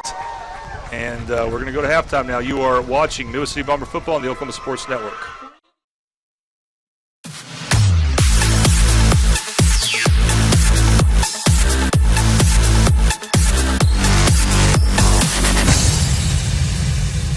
I was introduced to Midwest City about 5 years ago, and I just fell in love with Midwest City because of the people that live here. Traditionally, doctors have been caretakers, and over time that has fell apart. I take time to take care of patients. Patients want to be listened to.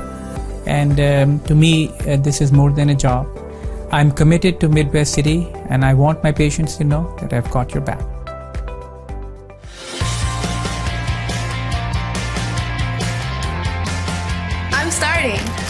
Moving in. All right, everybody get in real quick. You just hold it like this, and you don't need to flash. Learning with VR. Finals, baby. You know I got this. I got an A. Nailed it. We did it! Rose State College. Going somewhere starts here. I do take a lot of time to listen to my patients. I sit down and spend time with them, get to know them, try to learn what their health goals are, what they hope to get from their visit when they see me, and really get to know them because that helps me come up with a care plan for them. Any new patient who is thinking about coming to see me, I'd like to help them be able to do all the activities, all the things they want to do. I'm Dr. Kidwell, and I'm here to take care of you and your family.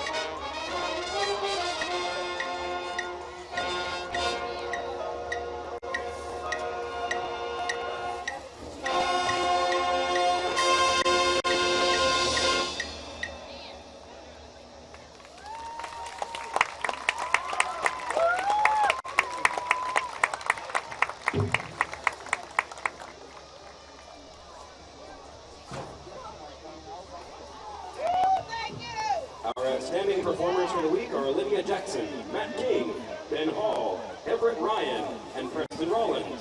Furthermore, the saxophone section is the first section of the week for the 2021 marching season. Ladies and gentlemen, now exiting the field are the engineers of atmosphere, the keepers of culture, and the ministers of pride. Please put your hands together once more for the Mighty Titan Marching Band.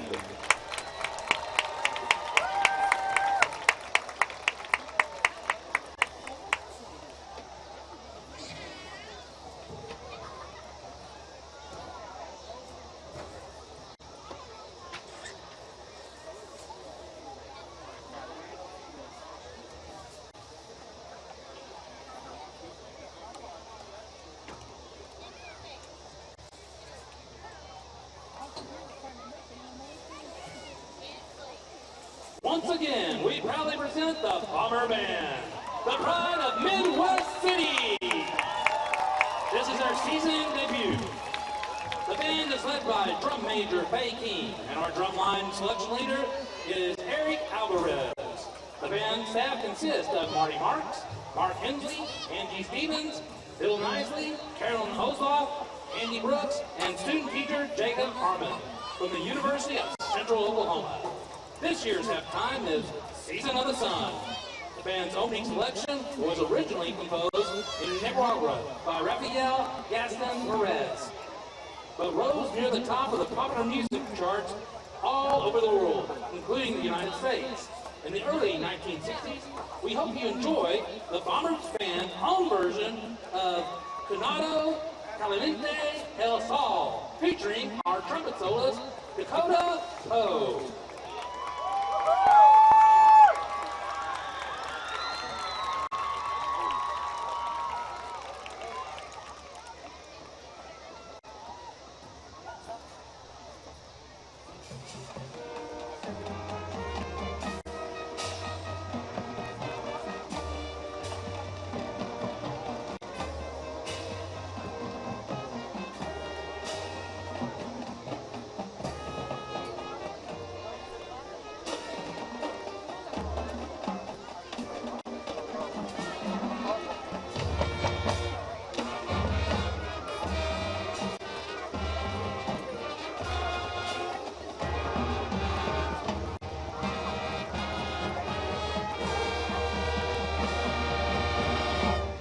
Let's hear for it, Dakota Poe and the Bomber Band.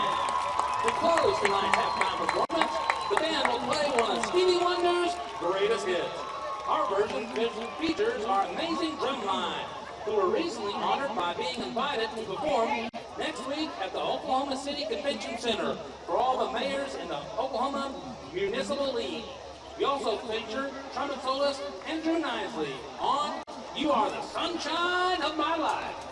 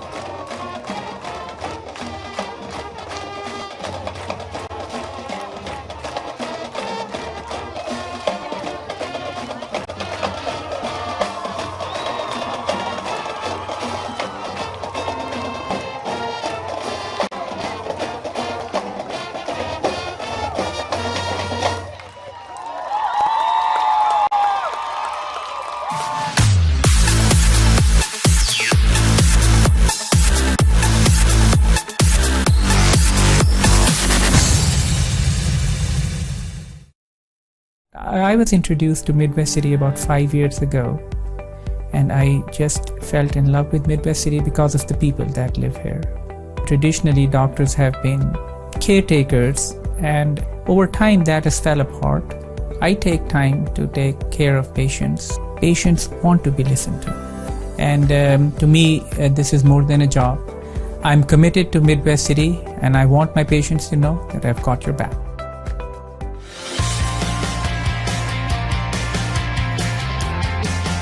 I'm starting.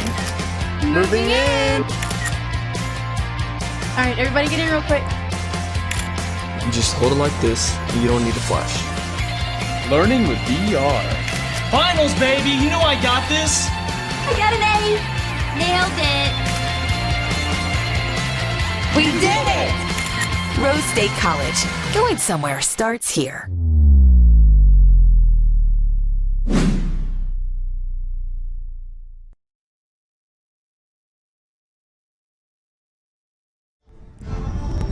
And welcome back to Midwest City Bomber football at the half.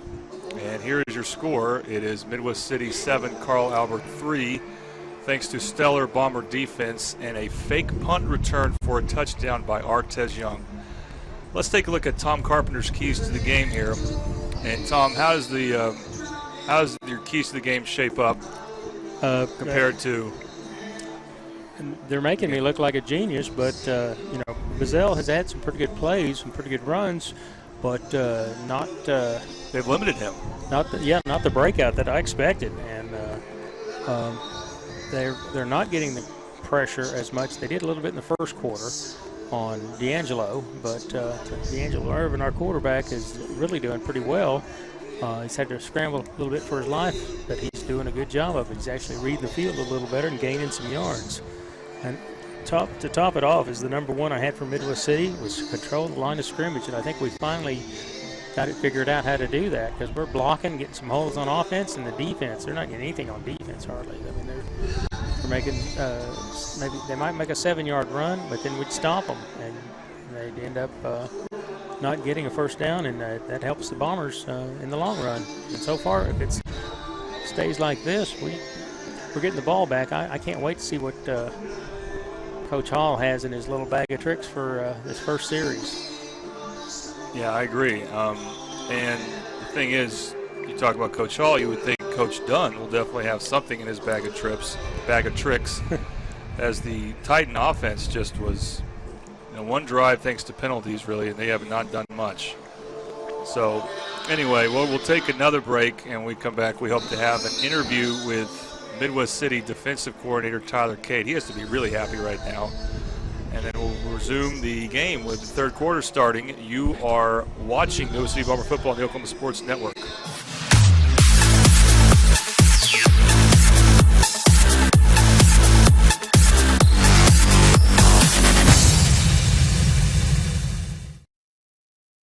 I do take a lot of time to listen to my patients. I sit down and spend time with them, get to know them, try to learn what their health goals are, what they hope to get from their visit when they see me, and really get to know them, because that helps me come up with a care plan for them. Any new patient who is thinking about coming to see me, I'd like to help them be able to do all the activities, all the things they want to do. I'm Dr. Kidwell, and I'm here to take care of you and your family.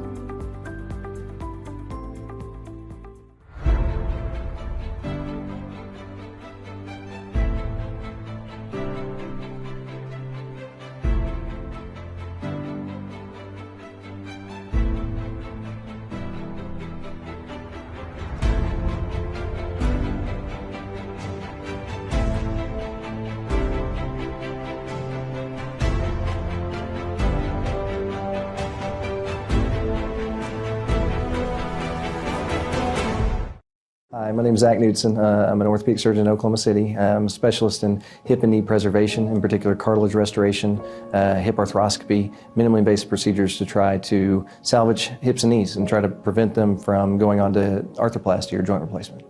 Orthopedics is unique in that it is the ability to have somebody who's injured, their life has changed, and we fix them and they can go. For 60 years, Hudiburg Auto Group has serviced all makes and models. Hudeberg has combined hundreds of years of experience to better serve you. Hudeberg Auto Group uses the latest in technology and utmost customer care to get your vehicle back on the road safely and cost efficiently. That tickles. Hudeberg Auto Group. You can count on Hudeberg. We'll give you more. You can count on Hudeberg. We'll give you more. Why do you move? To be stronger, healthier, happier? At Ortho Central, what moves you moves us. Visit our Saturday Injury Clinic or call 405-360-6764. Ortho Central. It's in our bones to take care of yours.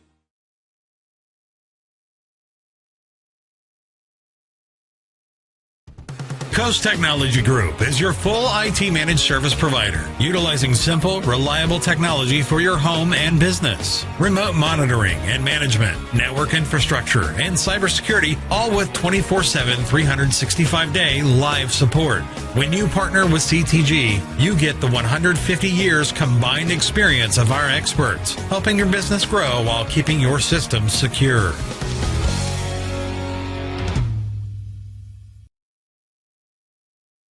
Lifestyle.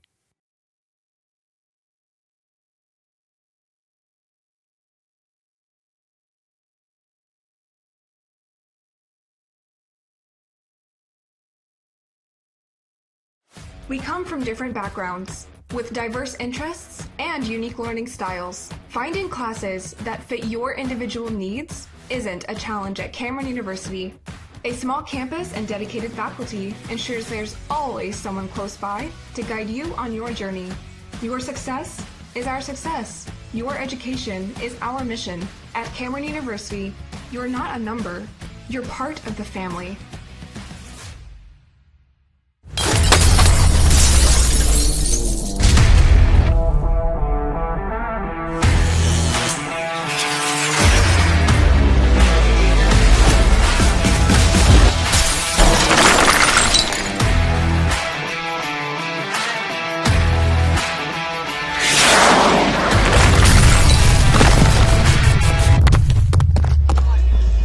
Welcome back to Mississippi Bomber Football on the Oklahoma Sports Network.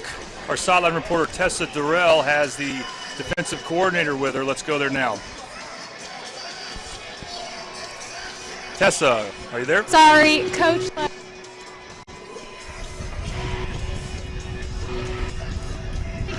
Hello. All right. So, what is your team's greatest advantage so far in the game? I think definitely the line of scrimmage. I feel like our defensive line has done a great job of controlling their offensive line. They've been playing in the offense's backfield, and our defensive line has done a great job of controlling the line of scrimmage and shutting down their run game. And what is your biggest obstacle thus far in the game? Really, their quarterback is a really good athlete who's ran the ball in some certain situations. So we got to do a better job of getting their quarterback tackled, especially in run situations, because he's done a really good job in key moments of getting first downs. And my last question for you tonight is, what mentality do you hope your team carries them throughout the rest of this game tonight? Obviously, we've been playing with extreme effort, so we told them at halftime, well, don't be satisfied with the effort you gave in the first half. We have to continue to show even more higher emotion, higher effort than we've ever had done in our life to get this win. So we got to see more effort on an extreme level. Thank you very much, Coach. Back to the ball. All right, Tessa, thank you very much. And sorry for some of the technical difficulties, but she did a great job. You can tell, Tom, how intense Tyler Cade is, like you would expect from a experienced and seasoned defensive coordinator. Yes, and I like that. I can see how he can get them kids fired up. He's fired up, that's for sure. And I think he's maybe just a bit shocked and pretty happy with how everything's going. That's right. All right, we're going to take one more break, and then we will resume the game with the third quarter coming up. You are watching Mississippi Bomber Football on the Oklahoma Sports Network.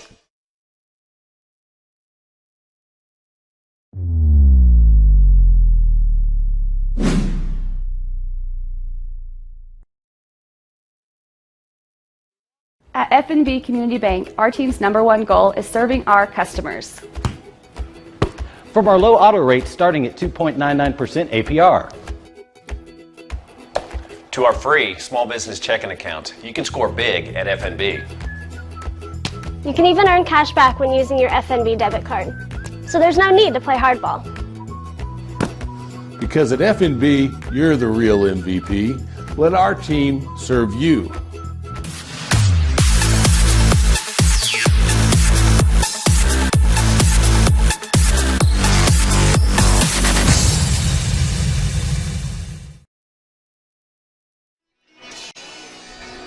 All right, we are now less than a minute away, I believe, from the second half. Midwest City, in the true beginning of the third quarter, Midwest City leads 7-3.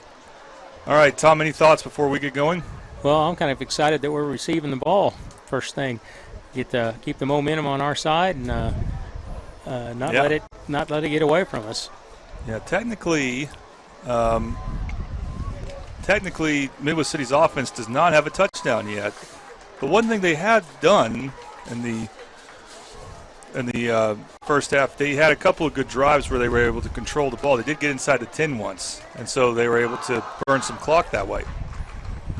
I think, if the coaches had said something about some of those silly penalties, and that's all you can call them is silly, they're just not good for the team at all.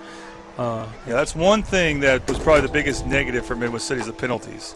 So I'm guessing that's going to make your keys to the game at some point. Probably next week, I'm guessing. Next week, Midwest City plays Noble, right here on the Midwest City channel of the Oklahoma Sports Network. Right here on Rose Field. On Rose Field. On the Oklahoma Sports Network, where sports is our middle name. I made someone really proud by saying that. Yes, you did. Actually, two people. Tom and someone else. That is our new brand this year, and we need to be using it because sports is our middle name. It's what we do. Now, Tom, interestingly, I actually talked to Andy Collier, the Mid-Del AD, about this, and what's going to be interesting is if Midwest City and Del City are going to go 5A, does Carl Albert still want to keep on playing them? Will this series be resumed next year? That's a good question. I'm not sure how the districts are without looking at them laid out in front of me. But, all three will be in different districts. Okay, then they should still play, but... Yeah, the only thought process, this is what Andy floated out, is that maybe Carl Albert's like, well, why do we want to play Midwest City and Del City? We normally don't, because they normally don't until 3 years ago. And why would you want to play teams that you might see again in the playoffs? Meanwhile, the Del City-Midwest City rivalry will be moved to September, unless they want to play Week 0 in August. So it's going to be really interesting next year. So we could see 3 straight weeks of Midwest City, Del City, and Carl Albert. I hope we do. Especially if Midwest City's going to be making long trips out west to places like Duncan and Lawton MacArthur. Please play Carl Albert and Del City in non-district. But that's something we'll see about next year. And I did interview Coach Dunn last week. I hope to interview him again for the Mid-Del Sports Report that we want to air on Tuesdays and ask him. I didn't think to ask him about that one, but I might, as they'll get ready to play Del City next week. All right, so here we go. We're about to resume the game. And here's the kickoff from Carl Albert. Fielded by the up man, and then they get past the line for Carl Albert. And this is going to be a big return past the 50. Only the kicker to beat, and he does get him. But great field position for Midwest City. Guess who it is? Number 6, Artez Young. Our man, Artez Young, you bet. Great return. He is fast, and I'm telling you, he's making a great run at player of the game, which he almost got a couple times late in the season last season, but we gave it to someone else, so something to think about there. All right, we're going to go back to, even though we've already done this once, Squatchmo's Food Truck as our quarter sponsor for the third quarter. If nothing else, it's a family thing, but we didn't have them on the entire first quarter, so we're getting used to what quarter sponsors are, and we also really want people to go check this place out as they have mastered backyard recipes. He's got a MOAB, which is the mother of all burritos, that just, it's like a pound and a half of food. And it can't be beaten. I can't eat one in one sitting. You probably could, Jordan. Well, I'm getting a little older, so I'm a little bit more limited on that. But I'm going to try to fix that. I've got some ideas. Now this reminds me of the first half of last week. Midwest City receiving a kickoff and calling a timeout. We'll keep it here. But that is something you want to start avoiding. I mean, this is still a close game, and you may need those timeouts later on. Yep. That happened twice in the first half last week. Oh, and we forgot to mention the CrossFit Complete kickoff we just saw, which turned out to be a great kickoff for Midwest City. CrossFit Complete, a community dedicated to the daily pursuit of fitness excellence and serving others. In doing so, we strive to give our members the best hour of their day. Well, I have to say, Carl Albert, the dominant football program they are. They have a new head coach in Mike Dunn who's experienced, and he's a former Titan. He played for Carl Albert in their first dynasty back in the early 2000s. And we know from Dale City that he'll bring a great attitude and approach. I really enjoy interviewing him. But I don't think it's too much to say they're kind of flat right now. And Midwest City, to their credit, has caused a lot of that. Offensively, anyway, Carl Albert hasn't got going. Defensively, they've been a little better. I mean, they've given up a big play on special teams. And maybe that week 0 game helped us knock our jitters out and get some of the bad stuff out of the system. Get it set. Here's the first play from scrimmage in the third quarter. DJ's got a man in motion. Keeps it. Good keep there by Irving, and then he pitches it. 14. And that's William Broyles, who gets the 29-yard line. It's about a 6-yard gain. Good running there from Broyles. And that is great, just great job by DJ on both reads. He made 2 good reads there. Yeah, and that's what he wasn't doing earlier. He was rushing it and trying to stuff the ball into Smiley's hands. We need to. And that is something new. We did not see those type of pitches last year. And, of course, this is a new offense led by Corey Russell, the new offensive coordinator. He was an assistant coach the previous 2 seasons here. Uh-oh. Yeah, we got motion. Now, Broyles went in motion, and then they call that penalty. I don't know if that's what it was, but that is something that they have to master that. That's one of the tough things about the offense is making sure you're not moving at the wrong time. Well, he flinched a little on that, and right in front of the official. It was a good call, but we don't need that. So it's going to go from 2nd and 3 to 2nd and 8. And the way the Bombers' defense is, even though this is early in the third, if they can get a touchdown here, it's going to feel not like a real comfortable lead. And the coaches, of course, will never be comfortable, well, but a very confident lead. Right. Irvin to keep it. Man coming. Rolls to his left, and he's sacked. Almost. Ball's on the ground. Out of bounds. Nope. Bombers got it back. Trevor Hamilton, he didn't get it. Big 71 got it. Jacob Brunson, big sophomore, making probably his best play of the season. I mean, really, if you recover a fumble. The lineman once, that's pretty important stuff. I know.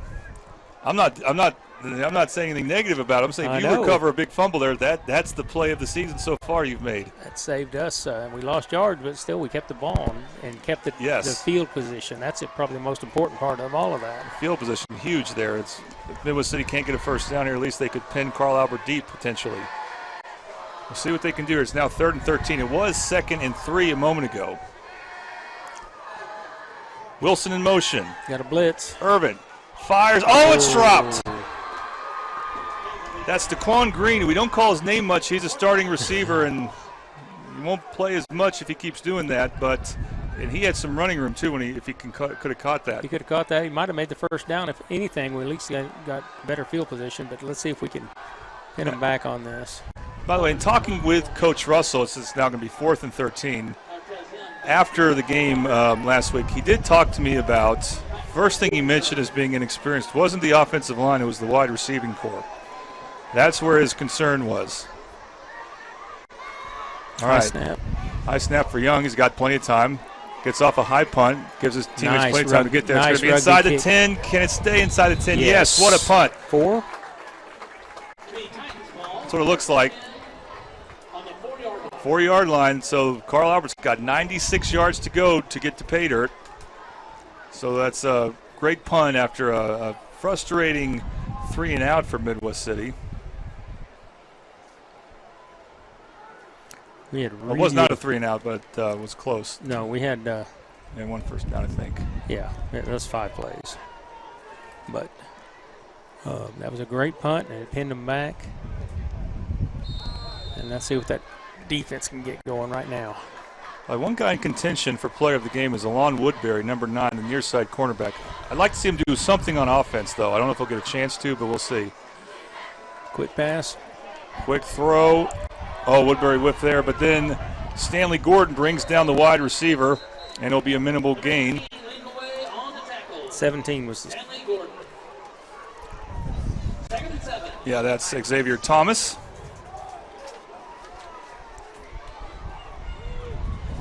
And 3-yard gain. But if Midwest City can get a 3 and out here. Yeah, Thomas is pretty good size, 6'2", 190. It's pretty good for a wide receiver. Pretty good play by Stanley Gordon. He should get some consideration for player of the game. I would say Eli Giannis should as well, but we had to pick someone for player of the game last week, and I believe we picked him. I don't even remember that well because it was all such a daze. Second down, and the ball's low on the ground. Are they going to call it a catch? If they do, I think they'll lose yardage. I believe so. Yeah, he trapped it, but they're going to give it to him. That's okay by me. Okay, it's no gain. So, well, if it's no gain, there may have been I think it was called incomplete then. 3rd and 7. This is big, but Bombers defense has stepped up all game. They've been tremendous, and they can give their offense a great opportunity here. If they can get some pressure on that quarterback, this may be a good time for a turnover. If he tries to pass out of there. You see on that left side the Bomber defensive line, Seabach, Carter, Love. They move around. They're shifting around. They're shifting. I like it. Those are some of the most experienced players from last year's team. 3rd down, it's Bazell. He's stuck. He got hit by Seabach, who slowed him down. Then he stays down on his feet. That's all right. He didn't get it. He didn't get enough. It won't get a first down. That'd be going there. Seabach almost brought him down close to the end zone, but he slowed. He didn't tackle him, and that's a little disappointing. However, to Seabach's credit, what he did accomplish there is forcing a 4th down. It'll be 4th and 4. Yeah, Seabach, because he slowed him down. Yeah, Seabach was off balance, but he did enough to slow him down that he didn't get the first down. So, set field position again. We're going to come out ahead on this, I hope. I'll tell you, Bazell, he is hard to bring down with one guy. There's no question about it. But Midwest City has had 2 or 3 ready for him the whole game. And Artez Young will be back to return. And this is a spot where you would love to see a return. Carl Albert tried to get him off sides. Oh, just gets the punt off. We almost blocked. Young will let it go, and there'll be a big punt. Good call. That was a good call, not grabbing that. He'd have got nailed. I think it was a good call. Unfortunately for Midwest City, that's such a great punt then net-wise. They will not have the great field position we were hoping for. It will be 1st and 10 Midwest City as they will take over at their own 32-yard line. I believe he got close to 60 yards on that with the roll. Well, the Bombers have had a big play here and there on offense. They just haven't been able to convert it to points. And I say points for the Bombers' offense. Again, their 1 touchdown is technically a special teams touchdown. A fake punt return by Artez Young, who also had a good kickoff return. And again, you just love the idea of him being active on this offense. He also had that great punt. That's right. Nathaniel Grundy is in for Midwest City. I can't see it. Oh, there's a reverse. Oh, we got some guys. Wide open field for Midwest City. He's going to go. And can he get past him? No, he cannot. Got out of bounds. Nice run.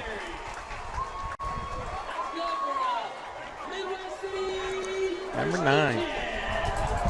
That's Woodbury with a play. Now he's really making a contention for player of the game.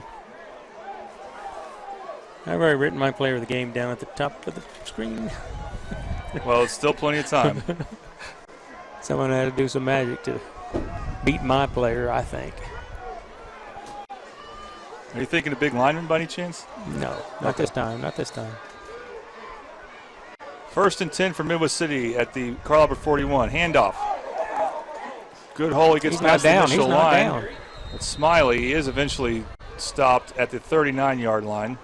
A lot of running for only 2 yards. Well, number 45 for Carl Albert, Kentrell Bazell, who plays running back as well as linebacker. He was not going to let go of him, but he had Smiley on top of him.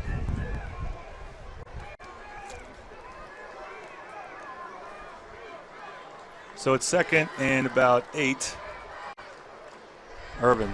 They got him jumping again. Nice play. Well, it was when there was movement to move a man in motion, which is a legal play, but Carl Albert was drawn offsides by that or something else, and that's the third offsides on Carl Albert. It's that same shift they've done, and caught him sleeping. Now that's where I don't think the offsides penalties have not been that huge yet. This one might be for Carl Albert, but that's kind of an indication that they're the more rusty team in this game. So second and short for Irving. There's nowhere to hand it off to, and now he can keep it rolling to his right, and he will be close to a first down. He's hit out of bounds, and that's a foul. That's going to be a penalty on Carl Albert. First down, Bombers. Let's hope he's okay, because he got hit pretty hard into some.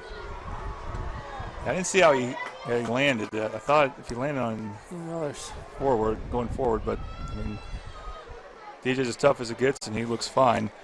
Now, the interesting thing about that play is DJ handed it off to his right. There was no one there, so it looked kind of like a busted play. And then he improvised like he can because he's so quick, and went to his right and tried to scurry down the sideline to get a first down. And when that happens, you got to be careful as a defensive player once he's out to slow down your progress, your momentum, which is not always easy. Yeah, there's that white space on the sidelines over there, and he hit him way deep into that, not just close to the sideline, but way deep in that. Now, do you agree? Did that look like a busted play to you? I don't know. I think so. I don't know if that was. No. I think he always has that option though, because. Well, yeah, I'm talking about when he handed off to his right. I know. No one was there. It looked like somebody might have been miscombobulated there, but sometimes that can happen, and you can turn that busted play into your advantage, and that's what they did. Hand off to Smiley, and Smiley gets nice to the second level there, and he gets close to the 10. Nice run. He marked at the 11. Midwest City's chewing some clock as well. Now it's just the third quarter, but looks like it'll be second and about 4 or 5. Second and 5.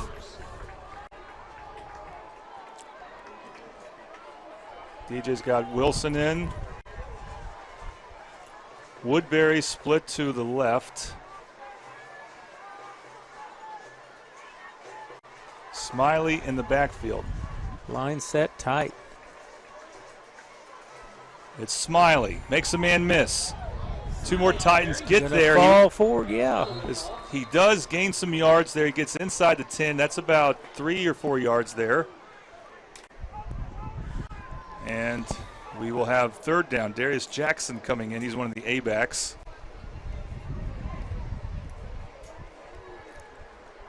That's number 8, Jory Washington, the backup running backs, checking in on 3rd and 5. I'll tell you, I really liked how Jory ran with the ball around this side of the other side of the field, but inside Carl Albert territory in the first half. Right. On now it's 3rd and 1. Yeah, you could definitely give it to him again because he's a physical running back. Oh, I might give it to him for 2 plays. Tell him get 2 half yards if you can't get the first down in 1. Yep. And in motion, it's going to be a jet sweep. He cuts, first down. He cuts down the left side before he's ridden out of bounds, but it'll be 1st and goal. That's William Broyles. That was a well-designed play. That looked pretty good. 1st and goal. 1st and goal as he gets inside there. 4:54 to go. Midwest City looking to add to their 7-3 lead. They have been in control since that Artez Young touchdown. They want another one. Jamarian Hamilton is in at 1 A-back. Woodbury split wide. Washington remains in at the running back. Broyles the other A-back. 1st and goal. He kept it. Irving keeps it and he scores! No flags, no flags, no flags. Touchdown Bombers, they lead 13-3. D'Angelo Irvin, great decision to keep it. And he scored pretty easy there.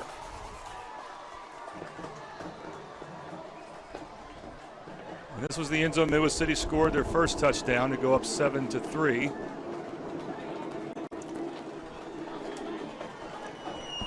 See what we can do. We need this extra point, guys. Need this extra point. Let's get serious about it. Now, KT missed on a field goal attempt earlier that was pretty low. So hopefully he can get his confidence going with a good-looking extra point here. Good hold. Kick is up.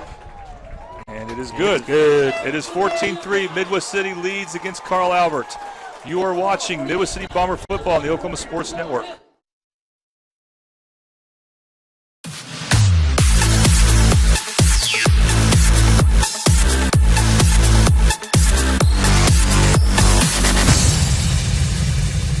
I was introduced to Midwest City about 5 years ago, and I just fell in love with Midwest City because of the people that live here. Traditionally, doctors have been caretakers, and over time that has fell apart. I take time to take care of patients. Patients want to be listened to. And to me, this is more than a job. I'm committed to Midwest City, and I want my patients to know that I've got your back.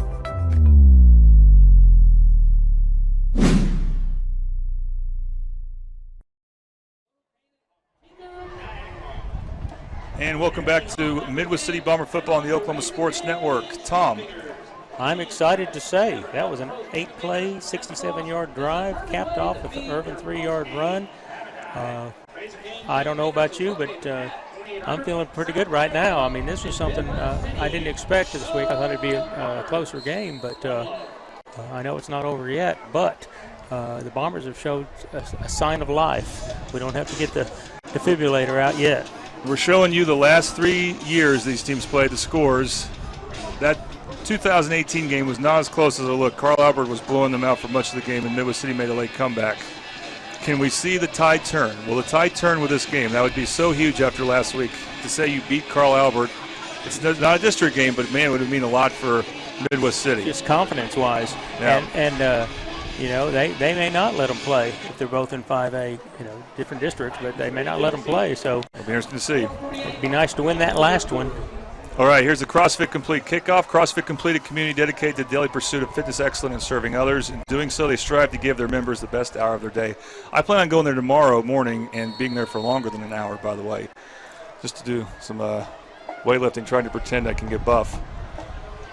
All right, here's KT, the kickoff. Yes, good kick as it's going to be fielded at the 10 by Carl Albert. I believe that's James with it. He lost the ball. Ball's on the ground. They can't advance that. I thought they can't advance Midwest City has it. No, Carl Albert has it. Oh, Carl Albert has, sorry. I couldn't tell, was that James or I couldn't get a number. Xavier Thomas. I guess it's a punt. But that was a good kick by KT there. I'm thinking of a muff punt. You can't advance. I don't know. Yeah. That's 2 fumbles that Carl Albert recovered. Now, thankfully for Midwest City, they recovered one of their own fumbles, and that led to a touchdown. Big play there on that drive, by the way, a personal foul on Carl Albert. So their defensive penalties have really hurt them this game.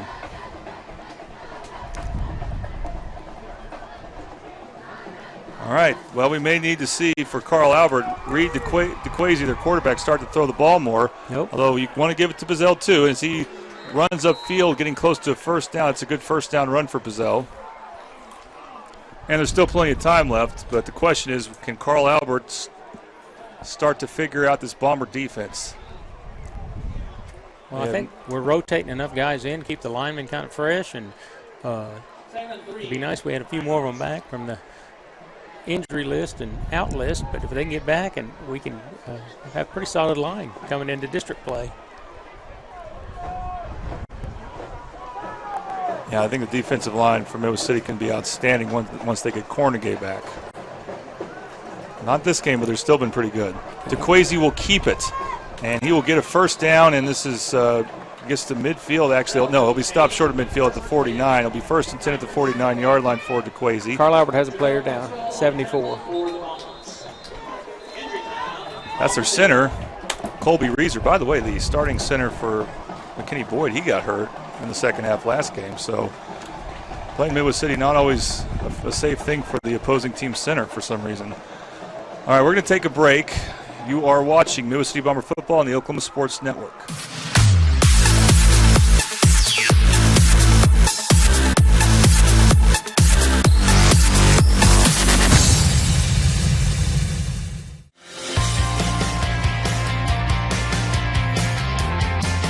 I'm starting. Moving in. right, everybody get in real quick. You just hold it like this, and you don't need to flash. Learning with VR. Finals, baby! You know I got this! I got an A! Nailed it! We did it!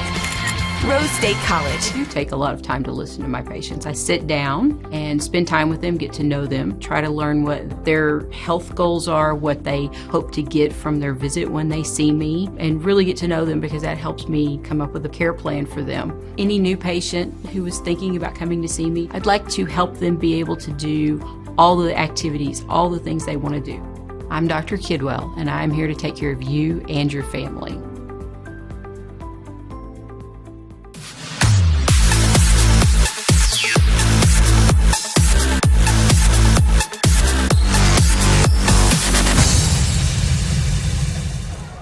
And we're back with Midwest City Bomber football. Carl Albert, their injured players off the field, and they're going to run it on first down. They've been running right up the middle. That's DeQuazy. He gains about 3 on that play. Juwan Dancy, who got hurt in the first half, was there on the stop, so it's good to see Juwan Dancy back. But that's Carl Albert's strategy right now, go straight up the gut. The backup center, by the way, for Carl Albert is listed as Gary Ray. We hope that Colby Reeser, the starting center, one of their senior offensive linemen, is okay. So second down and about 7 at the 48-yard line of Midwest City. DeQuazy on the keeper. And he made one man miss, not the next man, and he'll get no gain there. He'll be taken down about the line of scrimmage. Looks like Eli Yanish was there. Pretty good pursuit on him. I'll tell you, if you can get that first tackle, then you're really in business. But he's squirmy. Yeah. Now, Carl Albert had a backup running back in, which is interesting because they rely so much on Bazell. Yeah, but also a non-district game. Mm-hmm. You know, you really don't want to take a chance and wear him out. They got to be realistic because he is going both ways. Yeah, he's a two-way player, one of the best all-around players in the area. Third down. DeQuazy will keep it, and he'll get short of the first down. Dylan Seabach was there to get him. Pretty good hit on him again by Seabach. Good job. Wouldn't be surprised if they go for it here. Looks like the running back for Carl Albert not on the depth chart, but it looks like it was Julian Thompson. 4th and 4. Okay, I would think down 2 scores if you're Carl Albert, you're definitely going to go for this. They're bringing in a lot of new players. Well, now some players stay. Boy, a lot of players coming in and out. Carl Albert may have to call a timeout here. We'll see.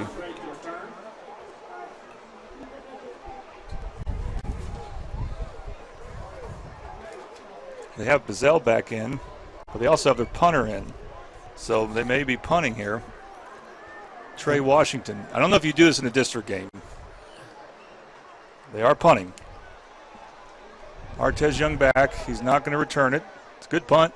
Get in the end zone. Get in the end zone. And what a great punt that is. It stops at the 5. Well, for Midwest City, one way to look at it is if you can run the ball, you have a lot of clock you can chew up with this type of field position. So it'll be 1st and 10. Yeah, we had that ball quite a bit of that third quarter. The clock, by the way, looks a little like won't partially work. I think that's 1:43. Yeah, 1:43 is left. And it'll be 1st and 10 for Midwest City. Well, the Bombers defense held after Carl Albert had a couple successful running plays up the middle.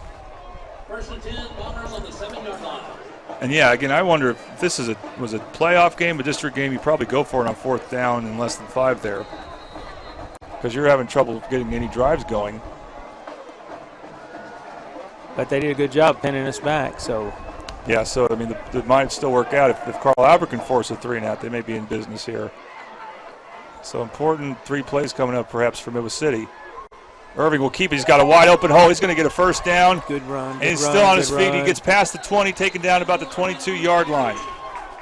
E.J. Taylor brings him down, and it's a 1st down. That's a big play there for Midwest City. And no flags. They get out of that deep hole they were in, field position-wise. Now that's how you want to start a series when you have a backup at your own 5. Something's not right. There we go. By the way, Artez Young, he's like Rudolph out there. If you notice the blinking red light below his jersey tail there. But that lets us know he's in. Oh, man, again, just me as a fan. I'm hoping they get him the ball. Yeah. Irving will look that direction as he rolls to his right. Now there's a flag. Dumps it, and he gets out of bounds. But that's usually in the area of holding. I don't know. Well, was there a flag in the secondary, too? They could be calling. I'm looking at someone's shoes. Never mind. I'm not sure if one of the Carl Albert players grabbed a face mask or not. That's a possibility. That gets called more and more. Let's see what they're looking at. Illegal hands to the face.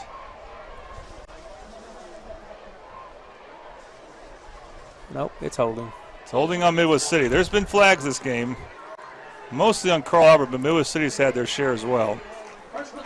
So we don't keep track of penalty stats, but it would be hefty for both. And that's big because Midwest City back inside their 10. They're close to it. They're saying it's back to 1st and 10. 1st and 20. It should have to be 1st and 20. At least. The spot foul, so they did it from wherever he... Irving on the handoff, and great running after contact by Smiley. Yeah, good run, good run. He gets past the 20. He gets a lot of those yards back. That's pretty big. So Kamarian Smiley, who's had some good runs here. One of the captains for this team. On offense, he and DJ are the captains. The other two captains mostly play on defense. It's Shamar Edwards and Juwan Dancy. Irvin talking to the head ref. It's 2nd and 9. I think they're going to run out the clock. So Midwest City with a 2-score lead, content to run out the clock at the end of the 3rd quarter. We head to the 4th. Your score, Midwest City 14, Carl Albert 3. You're watching Midwest City Bomber football on the Oklahoma Sports Network.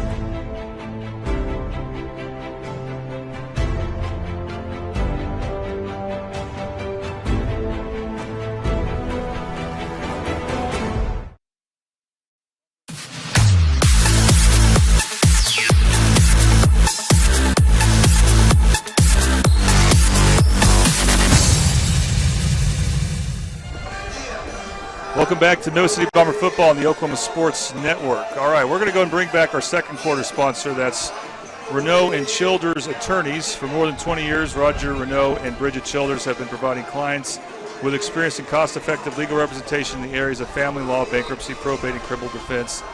Call 405-732-5432. And I want to give another shout-out. To Louis in Midwest City. Now, I've been to several Louis throughout the Oklahoma City metro area. I've not yet had a chance to go to the one in Midwest City. I really need to because they've been great to us this season so far. And we're expecting them to continue to do so. They said they'll cater to us in other games. That was some good eating. Yes, it was. Gave me some energy there. All right, so it's going to be 2nd and 9 for DJ Irvin and the Bombers. Let's see if they continue to run clock up 2 scores. Irvin on the keeper. What a decision by Irvin, and look at him explode there as he faked the handoff and then faked the pitch, and he gets a 1st down run. That was a good close by Bazell because he'd have been a touchdown if Bazell hadn't caught him. Like he got a good angle on him and tracked him down, but that's a good run. And I think that was an unintentional fake, but when he turned and I don't think his back was there, he could see him, so he just kind of twitched and went the other direction, went east. So that puts the ball at the 34-yard line.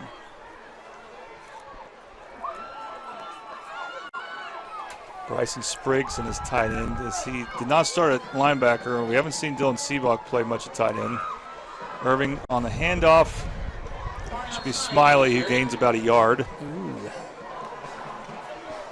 Well, the clock is Midwest City's friend right now. Yes, it is. And the thing is, if the score was, let's say, 41-30, then you would think about it a little differently as far as the clock being their friend. That still would be true, but you would be more worried about the offense of Carl Albert. But because it's so low scoring, an 11-point lead feels a lot bigger than an 11-point lead would in a high-scoring game. Well, I'll tell you what, I'm liking it. Man in motion for Irvin. It's a jet sweep. Ooh, good play. And read well by Carl Albert. They'll lose yards on that. Back to the 25-yard line. That's the problem with that. That's the problem when you do that jet Carl sweep. Albert, that's I called his name a few times. Mason Lance, who's not even listed as a starter, but he's played well this game for Carl Albert. Yes, he is. But when you run that jet sweep, you might open the hole in the line, and that's what happened. Lance got in there and got a good hand around his neck and pulled him down. All right, here's third down for the Bombers. All right, go ahead and run it. Punt. If we don't make it. Irvin to throw. It's like a screenplay. Pass is caught. And sure the first down, but getting kind of close. Is that Woodbury? That's Artez Young. This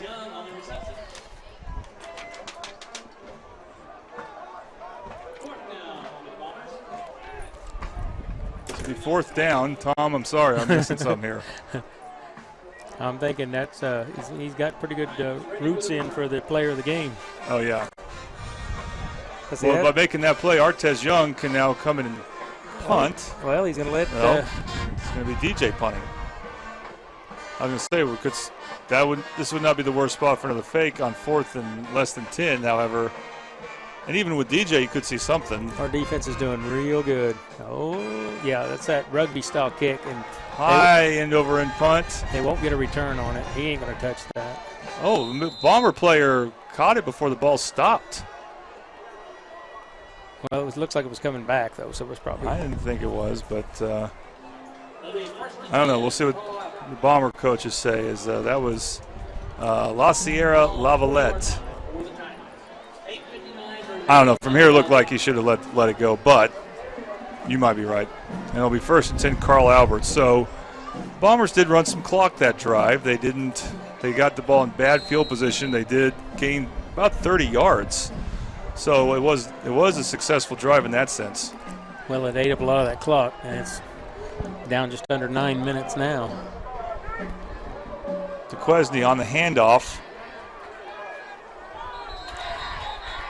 And several Bombers gain tackle the Titan player who's now down. He's injured.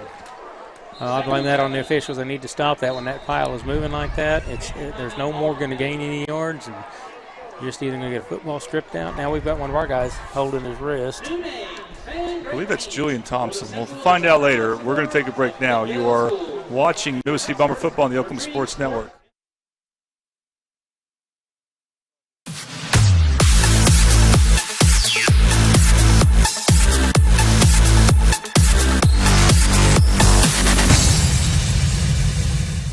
Hi, my name is Zach Knudsen. I'm an orthopedic surgeon in Oklahoma City. I'm a specialist in hip and knee preservation, in particular cartilage restoration, hip arthroscopy, minimally invasive procedures to try to salvage hips and knees and try to prevent them from going on to arthroplasty or joint replacement. Orthopedics is unique in that it is the ability to have somebody who's injured, their life has changed, and we fix them and they can go back to doing the things that they love.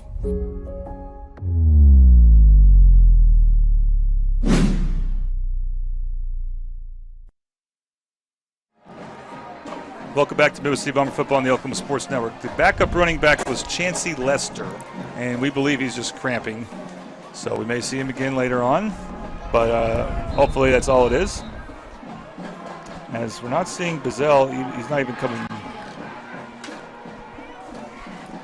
back in the game for Carl Albert. We'll have to look and see. I'll get a look at the running back. They fake the handoff. And this is the longest throw we've seen, and the man is wide open. He's open. Dadgummit. That's going to be a Carl Albert touchdown. That's Damarian Brown on the pass from Reed to Kwesi, and now we have a ball game. The worst thing that could happen to Midwest City, a quick score there, and it's now 14-9. I wouldn't be surprised if Carl Albert goes for two.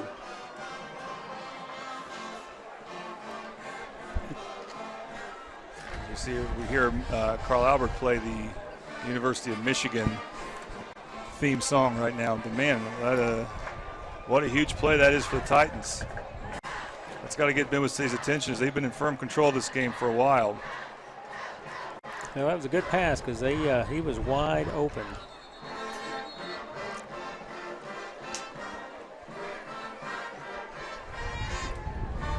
Looks like Carl Albert's calling a timeout. One of their coaches is fuming. You don't want to burn a timeout for a point after attempt. So we'll keep it here as we just took a break. But Tom, this changes things a lot now. It changes the complexion of the game. That's that momentum they talk about, and if the Bombers can come back and chew up the clock and run this thing down, we might have a pretty good chance of getting this. But that was not the way to do it. Well, I think this two-point play is really important here. And what's interesting is, I mean, Carl Albert was not playing their big toss of a running back, Kentrell Bazell. So at that point, you don't, they're not as much of a threat to run the ball. And sure enough, that was the first time we saw DeQuasi go deep. Yes, and it was a good pass. I don't know why they haven't been doing that a little more, making the effort to do it, but they must not have the confidence in him, but I think they do now. Ford is Midwest City's hometown dealer. Darn good deals, darn good service. Our Ford customers get tires for life. Lifetime lumber. And the best customer experience anywhere in Oklahoma. So anyway, that was a touchdown reception for Demarion Brown, number 1, or Demorian. Here we go. They're going to go for 2. And this is when you normally do go for 2, down 5 points to make it a 3-point game. Now Bazell comes in as one of the running backs. Yeah, they're going to fake it to him. Yeah, there they go. Oh, that was bad snap. They were moving. And DeQuasi will fall down. No 2-point conversion there. They were moving, so we'll decline it, I'm sure. That would be huge, because then Carl Albert would have to score a touchdown. And it will be on Carl Albert. There will be no point after. And so the score is Carl Albert trails Midwest City 14-9. You are watching Midwest City Bomber football on the Oklahoma Sports Network.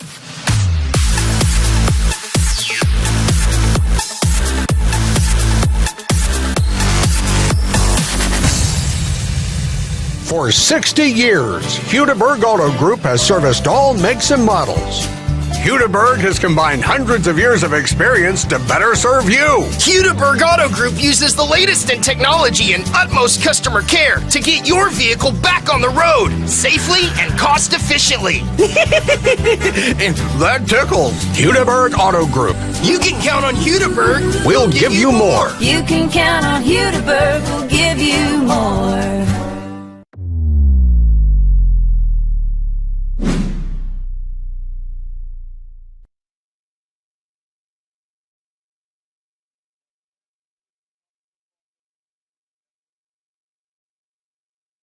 Welcome back to Midwest City Bomber football on the Oklahoma Sports Network. Tom. That was a pretty easy one. It's one play, 60-yard. It was a 60-yard pass from DeQuasi to Brown. Pretty deflating for the Bombers. Let's see if they can step it up right here and get a good drive going and get down and score and put this thing away. And they could do it with a nice long drive and touchdown. Yeah. Here's a CrossFit Complete kickoff coming up. CrossFit Complete, communicated, dedicated to fitness. Kamarian Smiley is back. So is Wilson. That's on the left side. Here's a Carl Albert kickoff. It's a good one. They blow the whistle. They were offsides. I was going to be real interested to see if there was a good return on that one by Wilson. I think he's the one who received it, Xavier Wilson. But it is a false start on Carl Albert, so they'll re-kick it. Right, that's a dead ball foul, so the play doesn't count.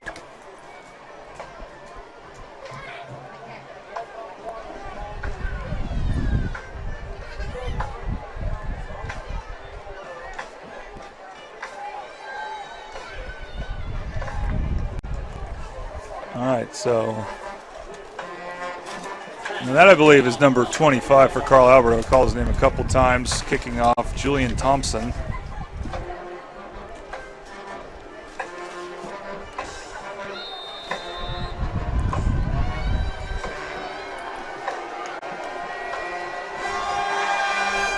Here's the end over and kick. Again, fielded by Wilson. Wilson's going to get past the 20. Wilson Good return. Flag on the play. Wilson gets past the 40, but there is a flag. Huge convergence of Titans and Bombers there. Kind of a late hit, but they didn't blow the whistle, so let's see what they're going to call. Well, there's plenty of time left, 8:40. That was a great return. He almost got 50 yards back on that. Yep, holding. Well, penalties have been unkind to Midwest City and Carl Albert. I think that's one of the goals for the Bombers here this drive, protecting a 5-point lead, no penalties. Make the Titans stop you.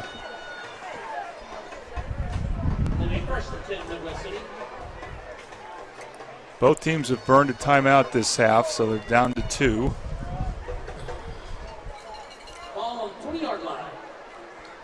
It's interesting, Midwest City burned a timeout after a kickoff to start the third quarter. Carl Albert burned a timeout after a touchdown.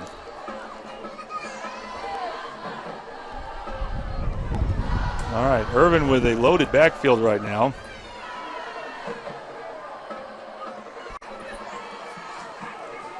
He's got Jory Washington behind him. And the handoff is to Washington, and Washington will gain about a yard. The ball was marked at the 20, ball be moved to the 22, so gained about 2 on the play. Well, get a first down run in, start getting some clock, although, well, now we have a Titan player down. We've had a lot of players down. And part of it might be because of the heat. It's really hot out there. Yeah, it was so hot earlier, and that takes a toll on you. And then I don't like the way he's holding his leg like that. It could be a cramp. Let's see what the trainer does. It's Mason Lance. Yep. He pushed down. Yep. That's going to be a cramp. All right. Well, if it's a cramp, and of course we don't want to speculate too much, but usually they don't stay on the field for very long. They don't stay down for very long. And sure enough, he's coming off. So we're going to keep it here. This will bring up a second down and long. Bombers looking for their first victory against Carl Albert since 2015. Yeah, it's been a while. That's when they started the 6A1 stuff, and that was also the last season that Carl Albert did not win state. Fascinating. Coach Gary Rose had a lot to do with that, coaching over there at Carl Albert for so many years. Yeah, so Midwest City plays at Rose Field. Carl Albert plays at Rose Stadium. And I forget the name, it's Jim something Field. And here it's Jim Darnell Stadium. Do you remember the name for Carl Albert? Jim, I forgot his last name. I'm at a blank. Forgive me, I'm not a Carl Albert guy, but I thought that was an interesting contrast between the two Midwest City high schools. It's about a 10-minute drive from one high school to the other. Separated by 2 zip codes. Midwest City, the 73110. Carl Albert, the 73130. All right, second down. Let's get this drive going, guys. Come on now. Irvin, short toss, and it's caught, but he's going to lose yards as he fell down. That's Smiley. He's off balance. Couldn't help anything. He had to lose about 7 on the play. Well, that's one of those. Not what you wanted. Yeah, it might be better if you drop the ball, but football players, they're not built to think that way. They're going to get what they can get. And we've seen that in the preseason or scrimmage, and then last week as well at times where the Midwest City receiver catches the ball and immediately stumbles. And that's just part of the receiving game that's got to get better for the Bombers. It's going to set up a 3rd and long here. Now this is going to be interesting. Do they just run a ball and try to take more clock, or do they make some type of attempt at a first down here? Maybe look and see if the primary target receiver is open. It's a bunch formation. Irvin to toss it. And we lose yards again. I believe that's Jamarian Hamilton with it, the A-back, and Midwest City's going to have to punt. They lose yards on this, so it's a 3 and out. They lose yards, and they will punt inside their own 15. Yeah, we had a lineman that just had a little trouble with Mr.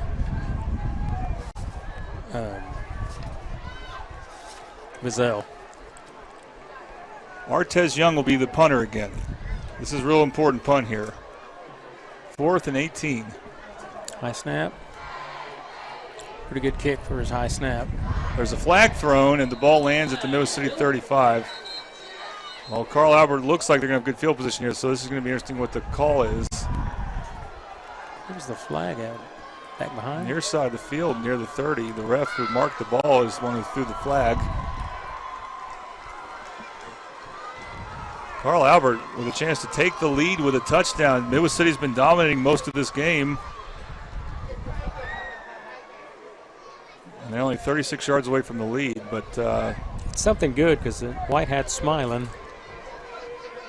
Sideline warning. Well, we had sideline warning earlier against Carl Albert. All right, well, the Bomber defense has played great, but they got burned on one big play. So now they're serious now, exactly. Now it's going to be on them again. The offense couldn't do much on this drive, on their previous drive, so for the Bomber defense, you want to win this game, not put it on their offense to try to win it.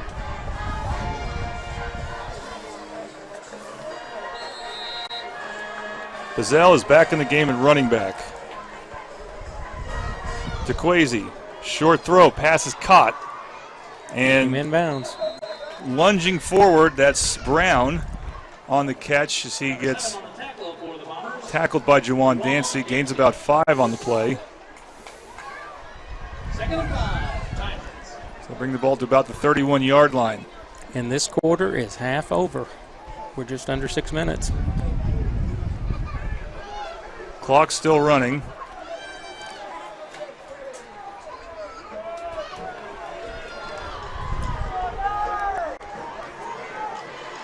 And here we go, 2nd and 5 for DeQuazy. Hands off to Bazell. Bazell makes contact with one Bomber, and then he gets stood up. Blow the whistle so we can get me hurt. There we go. It's Shamar Edwards. If you run into him, he probably won't go very far. And it'll be 3rd down. Minimal gain there, 2-yard gain. It's going to be 3rd down coming up. 3rd and 3, and no doubt this is 4-down territory for Carl Albert. Down by 5 points. You would not be thinking field goal here. It's at this distance or with this score or with this much time left.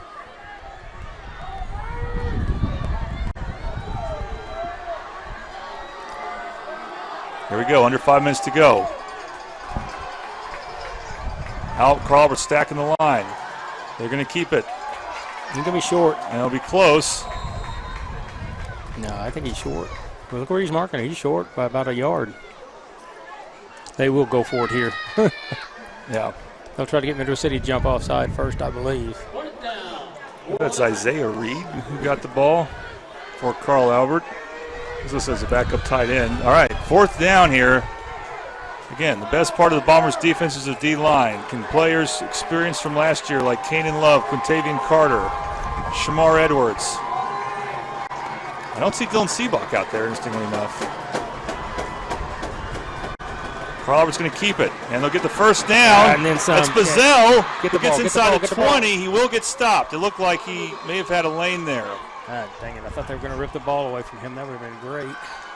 Dylan Seabach was not in on that play. He's going to come in right now as there'll be a fresh set of downs for Carl Albert at the 18-yard line of Midwest City. Well, you really hate to give up a touchdown for Carl Albert where they run a lot of clock. You know, we haven't had too many close games in the last 2 years. We had about 1 each season. Last year was against Westmore. The year before that was against Choctaw. And this is becoming that. It didn't look like it for a while there, but Carl Albert scored a touchdown in the last drive on a big play, and now they're threatening to take the lead with a touchdown here. DeQuazy, pass deflected, intercepted! One of our linemen got it. Who is it? I think it was Dylan Seabach. No, it was 56. Oh, not 26. 56, Khalik Knighton. What a huge play as Carl Albert had it in the red zone. Get a replay. As Shamar Edwards, I believe, with the interception. He also had a big tackle in that series. And so that turns out to be a bit of a time-consuming drive that leads to nothing for Carl Albert. And Midwest City has the ball again with a 5-point lead. 3:27 left. Carl Albert has 2 timeouts left. So Midwest City still has some work to do. Devin Sisson split out wide. One of the sophomores on this team getting playing time. Irving communicating the play to a couple of his teammates. Big time for a turnover there. Handoff. Nice run, Smiley. Smiley makes one man miss. And he will gain about 5 on that play. That's what you want to see on first down. Make that about 6. And that's 6. That's a good run, Smiley. And then the whistle blows. Not seeing timeout called. Oh, someone's upset. I think Smiley has to come out. He's going to be replaced by Jory Washington. I don't know if that was a uniform issue there. Not sure. It was an official timeout, so it didn't cost anything. But the clock's still running. Keep that clock running. Yep. And I would let it tick all the way down. Make them use those timeouts if they need to.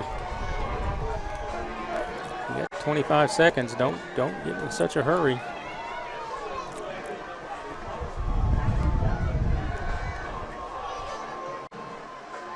Irving, handoff to Washington. He's going to be Washington close. will get close to a first down. He'll be, I think, a little short based on where they're spotting it.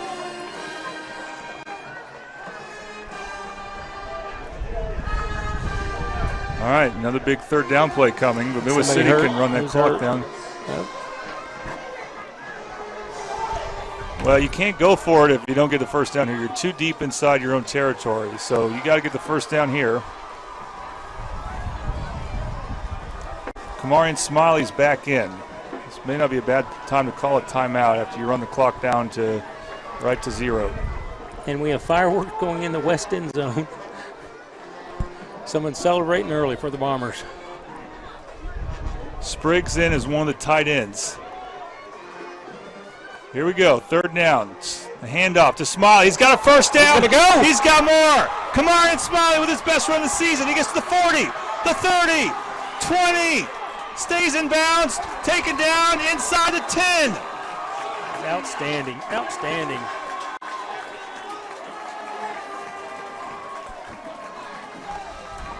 Help bringing him down for Carl Albert is Chancey Lester, who got hurt earlier. We think it was just cramps. And that takes us to 1:45 to go. He saved it from being a touchdown. A touchdown would have put the game away. Timeout, Carl Albert. Carl Albert will call a timeout here. We'll go ahead and take a break. You are watching Midwest City Bomber football on the Oklahoma Sports Network.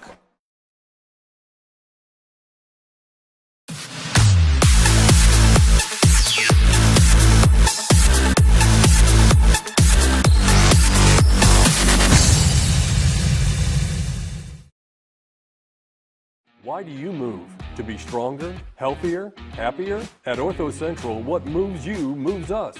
Visit our Saturday Injury Clinic or call 405-360-6764. Ortho Central, it's in our bones to take care of yours.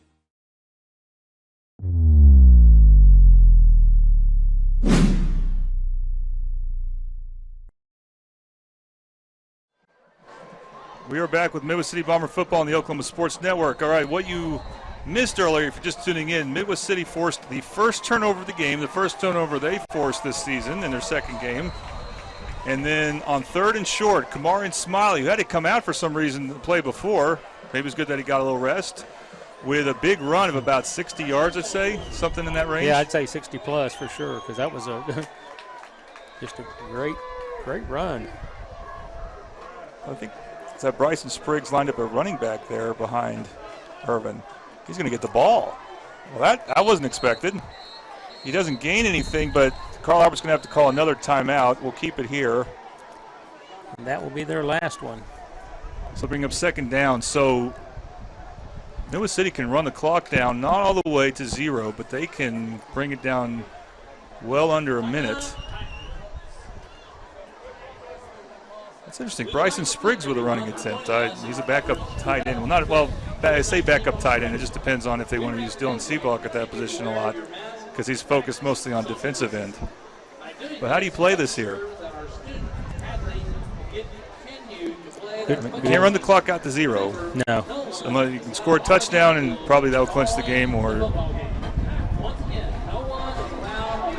I would think if you get to 4th down, you go for it. You go for it. Because, you could kick a field goal and go up 8, and there is value in that. But you either clinch the game or you force Carl Albert to go 90-plus yards to score a touchdown. Either way, Carl Albert has to score a touchdown. So the downside would be if Carl Albert somehow miraculously did it, they would win, as opposed to having to go for 2 and a tie. That's where I'm thinking ahead there, because this is the strategy part of this is so interesting to me. But Midwest City has to make sure that they hold on to the football, and if they can score a touchdown here, of course, that pretty much ends it. He can flip one up to Artez Young. Oh, that's a bad Irving play. going to keep it.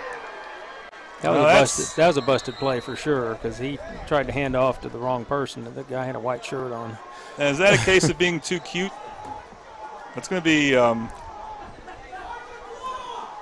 3rd and goal at the 20. I mean, now it kind of – and again, you think about the missed field goal from that side too, about that spot. It makes it less likely. So you're just going to run the clock out. Now, Midwest City could run the clock all the way to close to 0 and then call a timeout.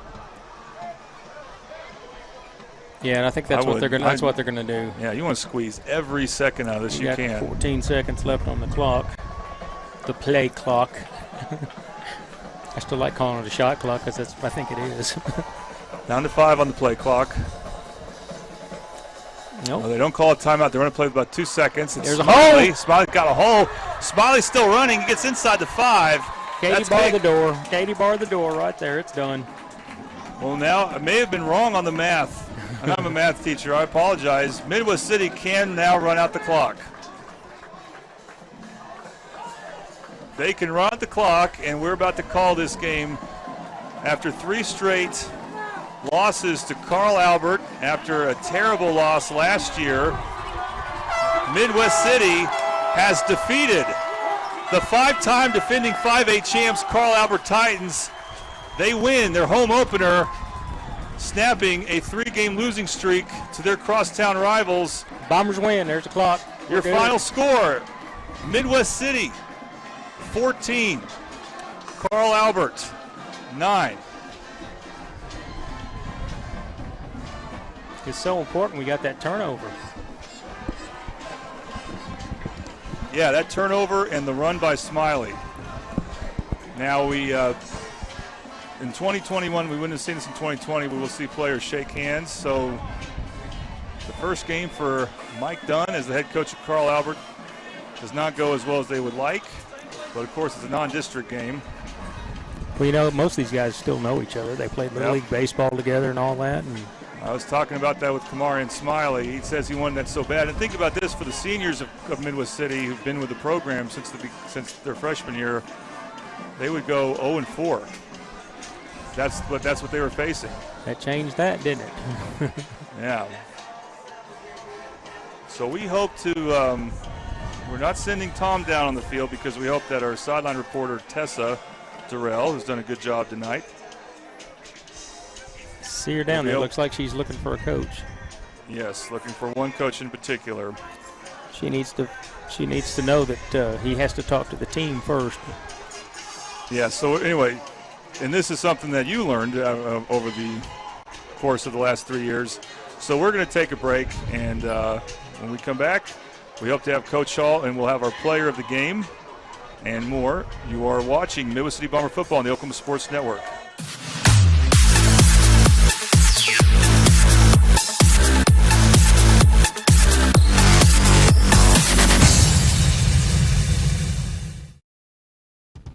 Coast Technology Group is your full IT managed service provider, utilizing simple, reliable technology for your home and business. Remote monitoring and management, network infrastructure, and cybersecurity, all with 24/7, 365-day live support. When you partner with CTG, you get the 150 years combined experience of our experts, helping your business grow while keeping your systems secure.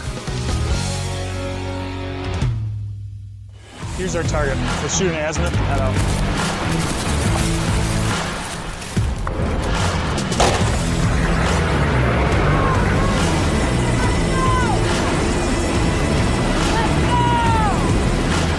All in. Great drill weekend, everyone. See y'all again next month. In the Oklahoma Army National Guard, you don't have to choose between civilian and military lifestyle. We come from different backgrounds with diverse interests and unique learning styles. Finding classes that fit your individual needs isn't a challenge at Cameron University. A small campus and dedicated faculty ensures there's always someone close by to guide you on your journey. Your success is our success. Your education is our mission. At Cameron University, you're not a number, you're part of the family. At F&B Community Bank, our team's #1 goal is serving our customers. From our low auto rates starting at 2.99% APR. To our free small business checking account, you can score big at FNB. You can even earn cash back when using your FNB debit card. So there's no need to play hardball. Because at F&B, you're the real MVP. Let our team serve you. I was introduced to Midwest City about 5 years ago, and I just fell in love with Midwest City because of the people that live here. Traditionally, doctors have been caretakers, and over time that has fell apart. I take time to take care of patients. Patients want to be listened to. And to me, this is more than a job. I'm committed to Midwest City, and I want my patients to know that I've got your back.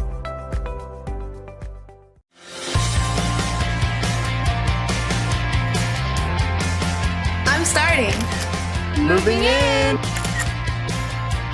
All right, everybody get in real quick. You just hold it like this, and you don't need a flash. Learning with VR. Finals, baby! You know I got this!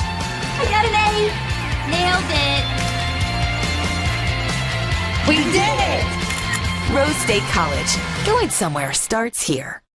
I do take a lot of time to listen to my patients. I sit down and spend time with them, get to know them, try to learn what their health goals are, what they hope to get from their visit when they see me, and really get to know them because that helps me come up with a care plan for them. Any new patient who is thinking about coming to see me, I'd like to help them be able to do all the activities, all the things they want to do.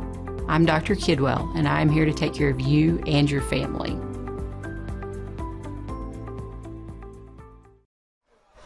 Welcome back to Midwest City Bomber football on the Oklahoma Sports Network. Let's go ahead and go to our sideline reporter Tessa Durrell with the victorious Coach Hall.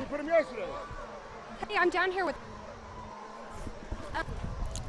Artez Young's standout performance here tonight. Well, he's a tremendous athlete who's really turned it on this year, so I'm excited. I mean, he can do it every Friday night. He's just that type of player, and he's committed himself to being a great practice player also. So, you know, it takes a team to get a win, and he helped us to get that win for the team. And what aspect does having a seasoned quarterback like D'Angelo Irvin improve your offense the most? Well, it allows me to sleep better at night, first of all, okay? Because he is a true leader. He works very hard. And I know as long as the ball's in his hands, we have a chance. And my last question for you tonight is, how will you this win your team this season? Well, we're going to take it one at a time. You know, we got they'll come in ready to go. We got senior night, so we'll have the festivities going on. Got to get them focused. But, you know, it's 1 week at a time, 1 day at a time. And, you know, I got a very good team. We're just young. We just got to keep playing. Thank you so much. Thank you, guys. All right, Tessa, thank you very much. Great job. And, Tom, she mentioned Artez Young. And real quick, who is your player of the game? And, by the way, let's get this going off right. Our Blaze Pizza, so let's find that. Blaze Pizza player of the game. Blaze Pizza, Fast Fire D Pizza, or Fast Fired Pizza. It's a weird, they spelled it in a weird way. We are everywhere. All right, Tom. I have Artez Young as our player of the game. That number 6 was everywhere. And that fake punt, I mean, that was just golden. That was icing on the cake. Such a great play, yeah. It's such a great play. All right, well, that's going to do it for us. So next week, same time, same place here against the Noble Bears. I want to thank everyone who helped out. Includes Tessa Durrell, Tom Carpenter. You hear their names. You heard them talk. But also our producer, Jasmine Williams, is getting very comfortable behind the computer. Josh Barber helped do some camera operating. And then Kaylee Barones was our main camera operator for tonight. All of them first-year students doing this, and they've done a great job. All right, so again, Noble next week. For Tom Carpenter, Tessa Durrell, I'm Jordan Ray. You have been watching Midwest City Bomber football on the Oklahoma Sports Network, where sports is our middle name.